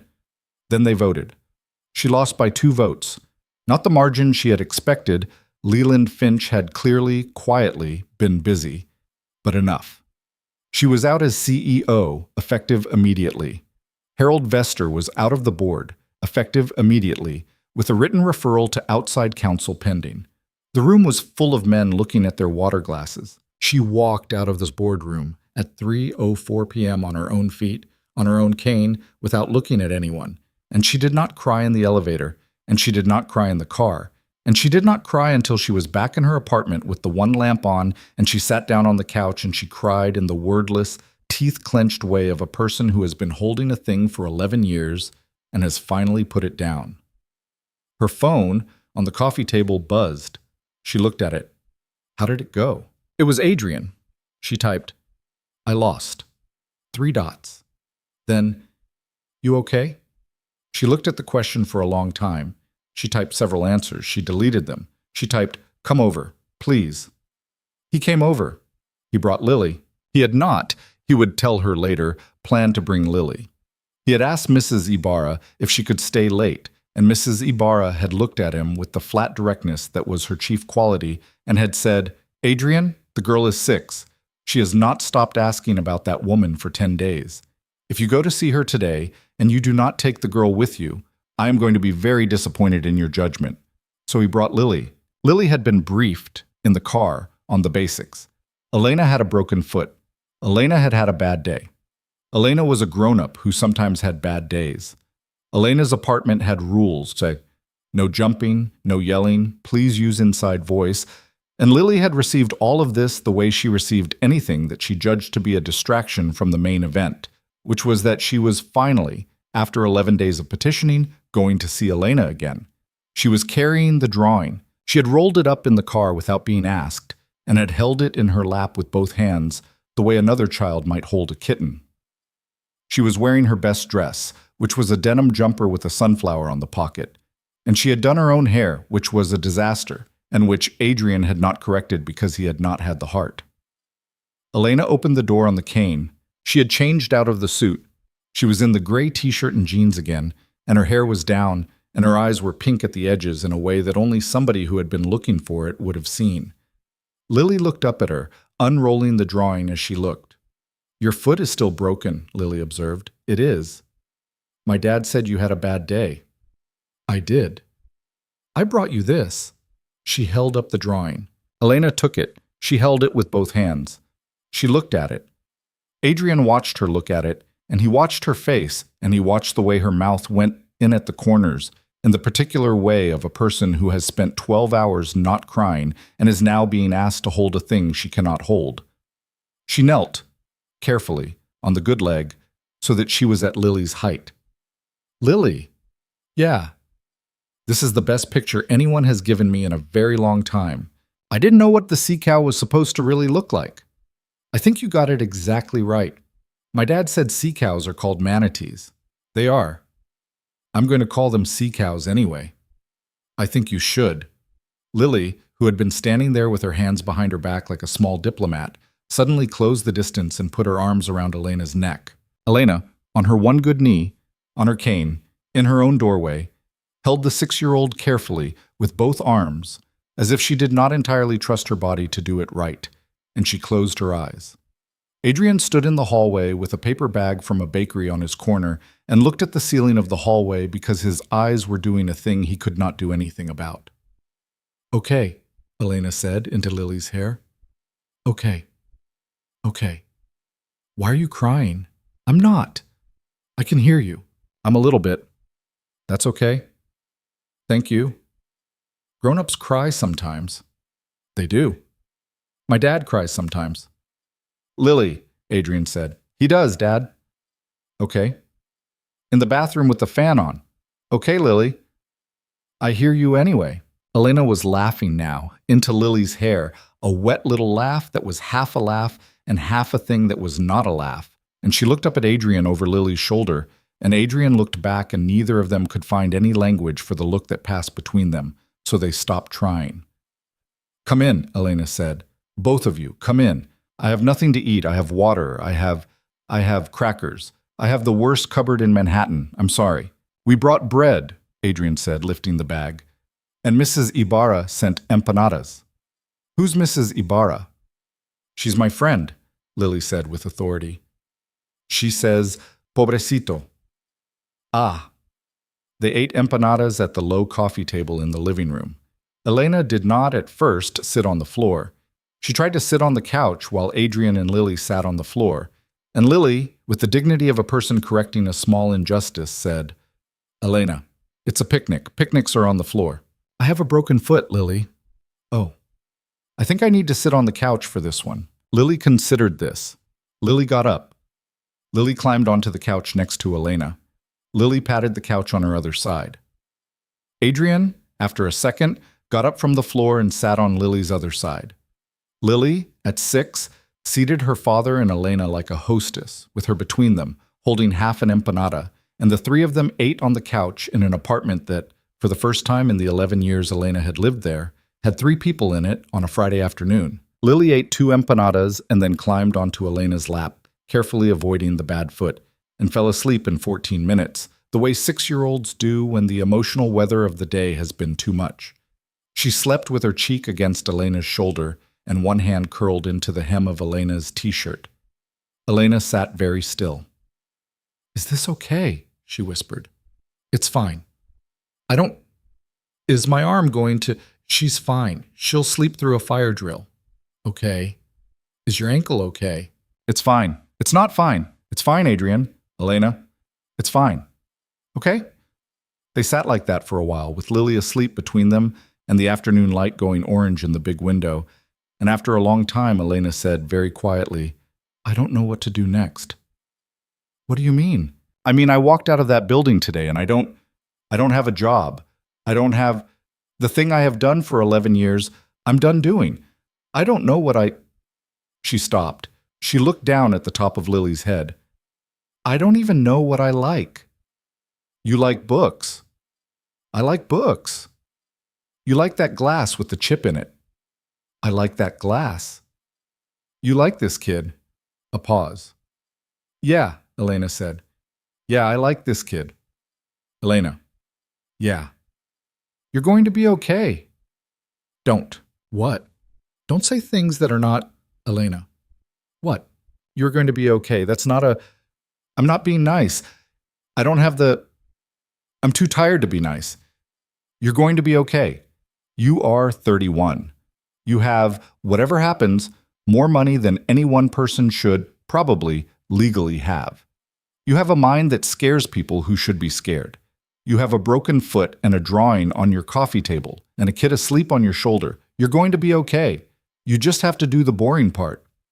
The boring part. The boring part where you sit in your apartment for 6 weeks and you let the ankle heal and you don't answer any emails and you read books off the floor and you come eat empanadas at our apartment because Mrs. Ibarra has already told me to bring you over. She has. She has. Mrs. Ibarra has never met me. Mrs. Ibarra saw the video. Mrs. Ibarra has opinions. Mrs. Ibarra said, and I quote, "Bring her. She needs a kitchen." Elena laughed. It was a small, tired laugh. It moved Lily's head against her shoulder, and Elena, without thinking, put her hand on the back of Lily's head and steadied her. "I need a kitchen."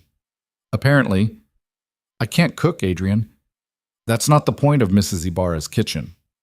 "What's the point of Mrs. Ibarra's kitchen?" "The point of Mrs. Ibarra's kitchen is that you sit at the table and she makes you eat and she tells you what she thinks about everything on the news." Elena was quiet. "Okay," she said after a moment. "Okay." Elena. "Yeah." "Can I?" "Yes." "I didn't say what I was going to ask." "I know." "Okay. Ask anyway." He looked at her. The light was doing something to her hair. Her hand was still on the back of his daughter's head. "Can I come over tomorrow? With Lily? Not for anything. Just, can I come over tomorrow?" "Yes, Adrian." "Okay." "And Sunday?" "Okay." "And whenever you want, for a while." "Okay." "Is that weird?" "No." "I'm not. Don't know what I'm doing. I haven't done this, ever. I don't know how to... Elena. "Yeah. I haven't done this in 4 years, and I wasn't great at it when I was doing it before." "Oh. Yeah. So we're both... Yeah. Okay. Okay." She looked at him over Lily's head. "Adrian.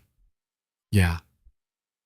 I'm going to tell you something, and I need you to not make it a big thing." "Okay." "I was at the table today when I was saying your name in that room. The moment before I said it, I was thinking, I am about to tell these men that I broke my own career for a man in a gray t-shirt. And I was waiting for the part of me that thinks things like that to tell me I was being stupid. And she didn't." "Who didn't?" "The part of me that thinks things like that. I have a voice, Adrian, that has kept me alive in rooms like that for 11 years. It has been the loudest voice in my head for a long time. And this afternoon, when I stood up at that table, she didn't say anything. She was quiet, for the first time I can remember." Elena. "I'm not... This isn't... What? This isn't me telling you. I am not... I don't want you to think I'm..." Elena. "Yeah. Just say it." She looked at him. "I don't want to do this alone anymore," she said. "That's what I'm telling you. I don't want to be the woman in the fortress anymore. I don't have the strength for it. I don't have the... I'm tired, Adrian. I'm so tired." "Okay? Okay." Elena. "Yeah. Me too." They sat there. Lily, between them, shifted in her sleep and said something that sounded like manatee, and then was quiet again. Outside, the light was doing the thing it did in the big window, going from orange to pink to a pale kind of gold, and neither of them moved to turn a light on, because neither of them wanted to disturb the sleeping kid, and neither of them wanted, frankly, to disturb the moment. The phone rang, eventually. Adrian's. He looked at it. It was Leland Finch. "I should take this." "Take it." He took it, quietly, in the kitchen. When he came back, his face was different. "What?" "Leland." I gathered. Leland called to tell me that Paul Braddock was placed on administrative leave 90 minutes ago, pending a full internal review. The firm is going to issue a statement tomorrow morning that explicitly names me as someone who refused to sign a misleading statement and who acted with integrity throughout. He is, quote, "deeply sorry for the position that he and Mr. Gilbride put me in," end quote. Is he now? He also said that given the circumstances and given that the Meridian contract is in fact probably gone, they are offering me a promotion. Elena looked at him. They are. Yes. A promotion. Yes. To what? Senior associate, partner track, 60% raise. Elena looked at him for a long second. What did you say? I said I'd think about it over the weekend. And what are you thinking? He sat back down on the couch on Lily's side. He took a breath. I'm thinking, he said, that I spent 3 years of my life working for a man who was willing to sell me for a contract. And I'm thinking that a 60% raise from those people feels like being paid not to remember what they tried to do. Adrian? Yeah. Don't take it. I know. Don't take it. I know, Elena. There are better firms. There are better firms that will want you on Monday, specifically because Leland just put out that statement. I know 8 of them. I will make calls. I will make them from this couch on Monday with a broken foot. I know.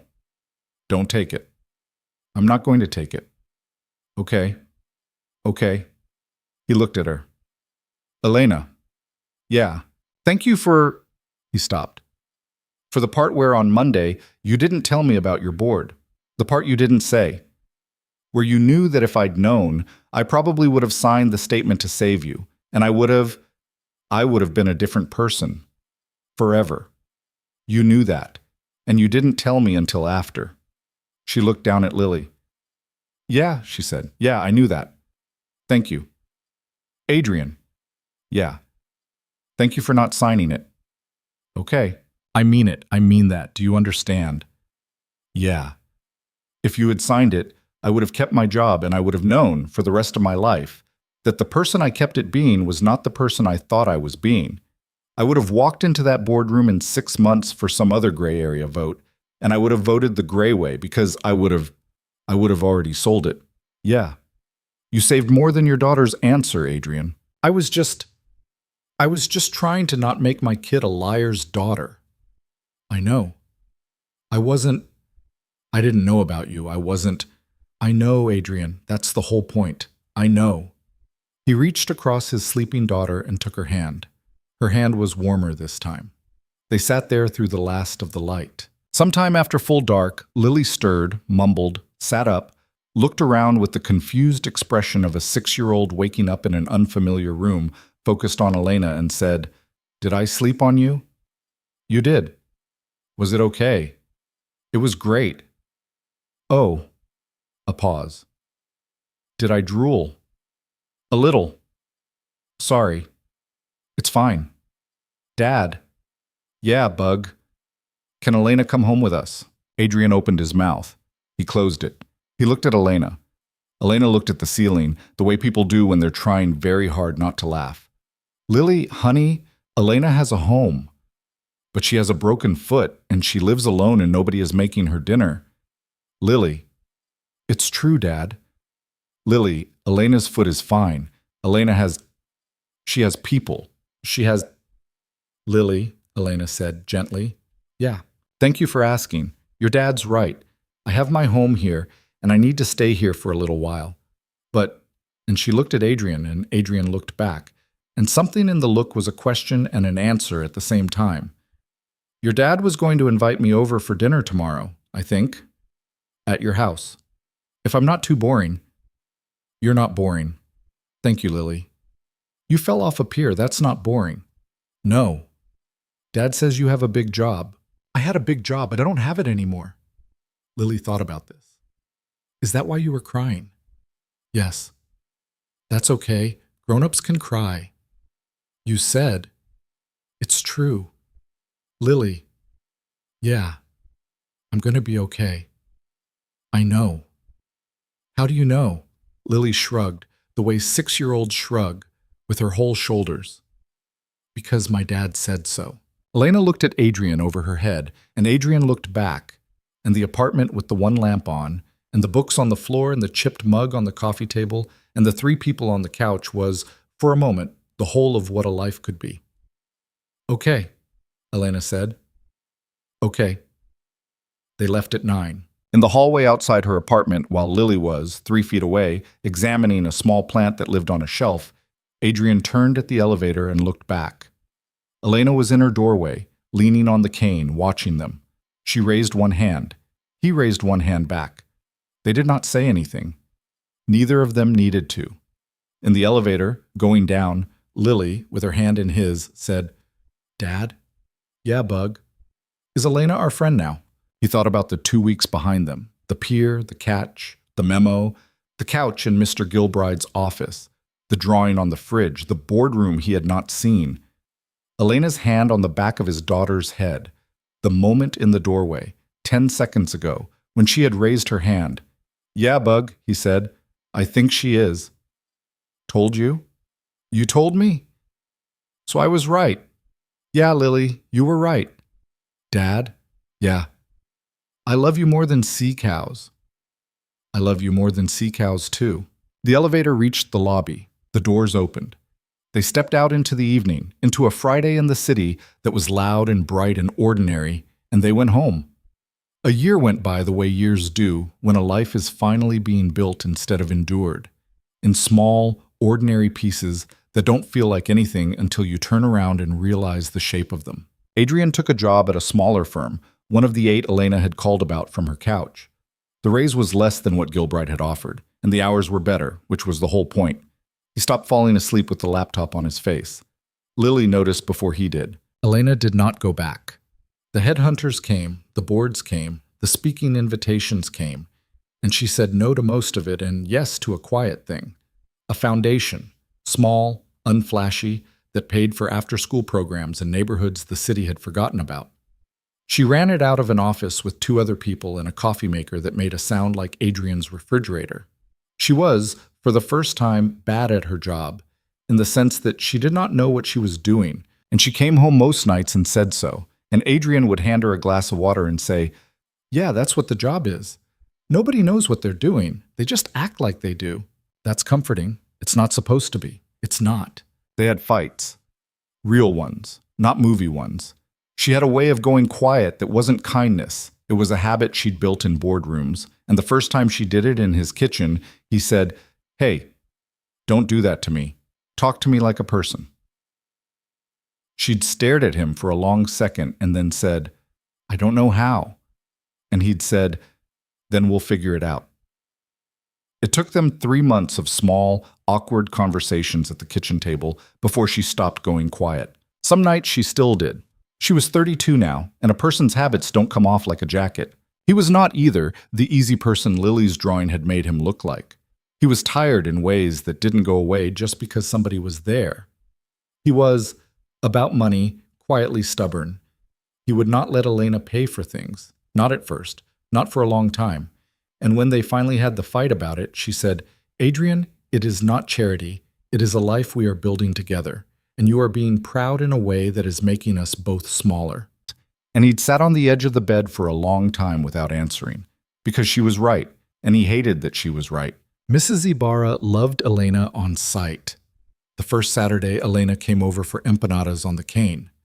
Mrs. Ibarra took her into the kitchen and showed her how to fold the dough, and Elena, who had never folded a piece of dough in her life, ruined 4 of them, and Mrs. Ibarra laughed at her without cruelty and made her do the 5th one again.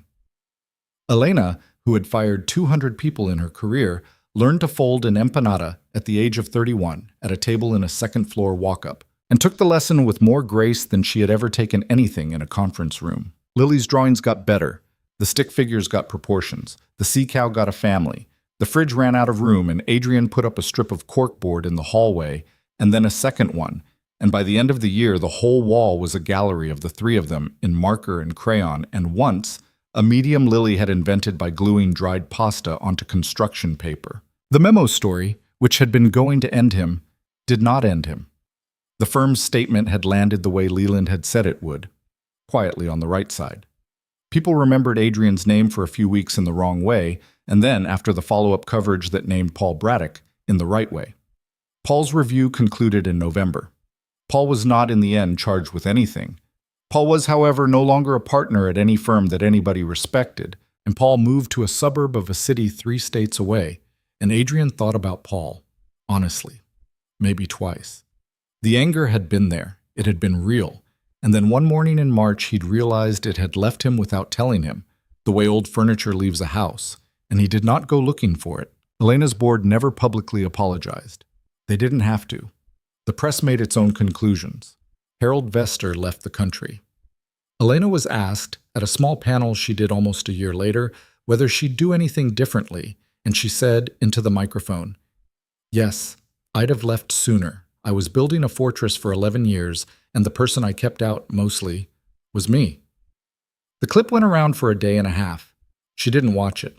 On a Saturday in August, a year and change after the first one, Adrian drove them back to the beach. The Corolla had finally been replaced, not by anything fancy, a used SUV with working air conditioning and a back seat that fit a booster and a cane and a beach umbrella that had all its ribs. And they drove the hour out in the late afternoon with the windows down for the last stretch, and the air got salty the way it always did. And Lily, in the back, said, "Dad, Dad, Dad," in the exact same voice she'd used a year ago. And Adrian said, "I know, Bug." And Elena, in the passenger seat, said, "What? What are we looking for?" "Sea cows," Lily said, like it was obvious. "Of course," Elena said. They parked in the north lot. They walked past the pier. Elena, who did not wear heels anymore and had not for a year, looked at the pier for a long beat without saying anything. And Adrian, who had learned to read her quiets, did not say anything either. Lily, who had thoughts about the pier, said, "Elena, that's where you fell." "It is. Are you going to fall again?" "I'm going to try not to. Those are the right shoes, though." "Thanks, Lily." They set up on the sand. The umbrella went up, the towels went down. Lily, a 7-year-old now, tall for her age and with opinions about everything, went directly into the surf without asking permission, because she no longer felt she needed to ask permission for the ocean. Adrian watched her go. Elena sat next to him on the towel. She leaned against his shoulder. "Adrian." "Yeah." "I have something to tell you." "Okay." "It's not a bad thing." "Okay." It's a thing I've been holding for 3 weeks because I wanted to tell you here." He turned to look at her. She was looking at the water. "Okay." "I asked Lily last week when you were at the store.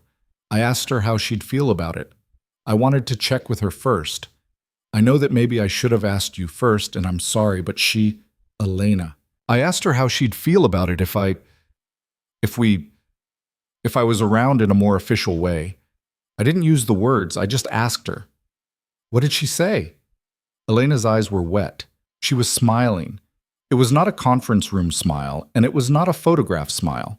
It was the smile she did when she was about to laugh and wasn't ready to. She said, "Are you going to be my mom, or are you going to be my friend? Because I have a mom already, in a way we can't see her, and so what I need is a friend and also maybe a second mom." Adrian closed his eyes. She said that. She said that verbatim. I wrote it down in the car. She's 7. She's 7. He pressed his hand over his face. He was laughing and he was crying, just a little, at the same time, the way a person does when a thing that has been too big to hold finally sits down inside them and turns out to be the right size after all. "What did you tell her?" "I told her yes, to both, because I am not qualified to be just one thing." Elena. "Yeah." He took her hand. It was warm, the way it had learned to be over a year of being held. "Yes," he said. "You don't know what I was asking." "Yes, I do." "Adrian." "Yes." "Okay." "Okay." Down at the water, Lily, who had been watching them from the surf with the sideways vigilance of a 7-year-old who misses nothing, threw both arms in the air for reasons of her own and yelled something that was either "I see a sea cow" or "I knew it," and it didn't matter which. The wind came off the ocean. It was the same wind that had come off it a year ago. It did not feel the same. A year ago, it had felt like something pulling at him, at the corners of his life, at the thin places he had not had time to patch. Tonight it pushed at his back. It moved Elena's hair. It carried the sound of his daughter's voice across 50 yards of sand. Adrian sat on a towel next to the woman he had caught off a pier in a silk blouse a lifetime ago. And he thought, because by then he had learned to let himself think things, which he had not, for a long time, let himself do, that the thing people got wrong about being saved was that they imagined it happening to them. As if somebody else did the saving. As if you fell and a stranger caught you, and that was the whole story. But he had not been saved, and neither had she. What had happened, he thought, was smaller than that and bigger than that. What had happened was that a woman in the wrong shoes and a man in a gray t-shirt had both, on the same Saturday, been asked a plain question by their own lives. Are you going to keep doing it this way? And had both, because of a kid and a peer and some accident of weather, finally said no. And then they had both spent a year, not being rescued, but learning the small, unromantic daily work of letting another person into a life that had been built, in both cases, for one. The lesson, if there was one, was not about fate or luck or being in the right place. The lesson was that the people who get to have a life like this one are the ones who, when the thing comes, do not sign the paper, who refuse the easy version, who lose the job and tell the truth and hold the drawing and let the other person see them crying in the doorway with a cane. You do not get saved. You get a chance, and then you do the boring, terrifying, ordinary work of not wasting it. Lily came running up the sand, wet and triumphant, and holding a piece of shell that she had decided was important. Dad? Yeah, Bug. Elena. Yeah, Lily. I love you both more than sea cows. We love you more than sea cows, too, they said at the same time, and they looked at each other, and they laughed, because they had not practiced it, and it had come out together anyway. The sun went down. They packed up the towels. They walked back across the sand. 3 people, 1 cane, a 7-year-old with a shell, a man whose lip had healed clean a long time ago, and a woman who did not, anymore, need to be asked how she was. And they got in the car, and they drove home. Not away from anything. Toward it,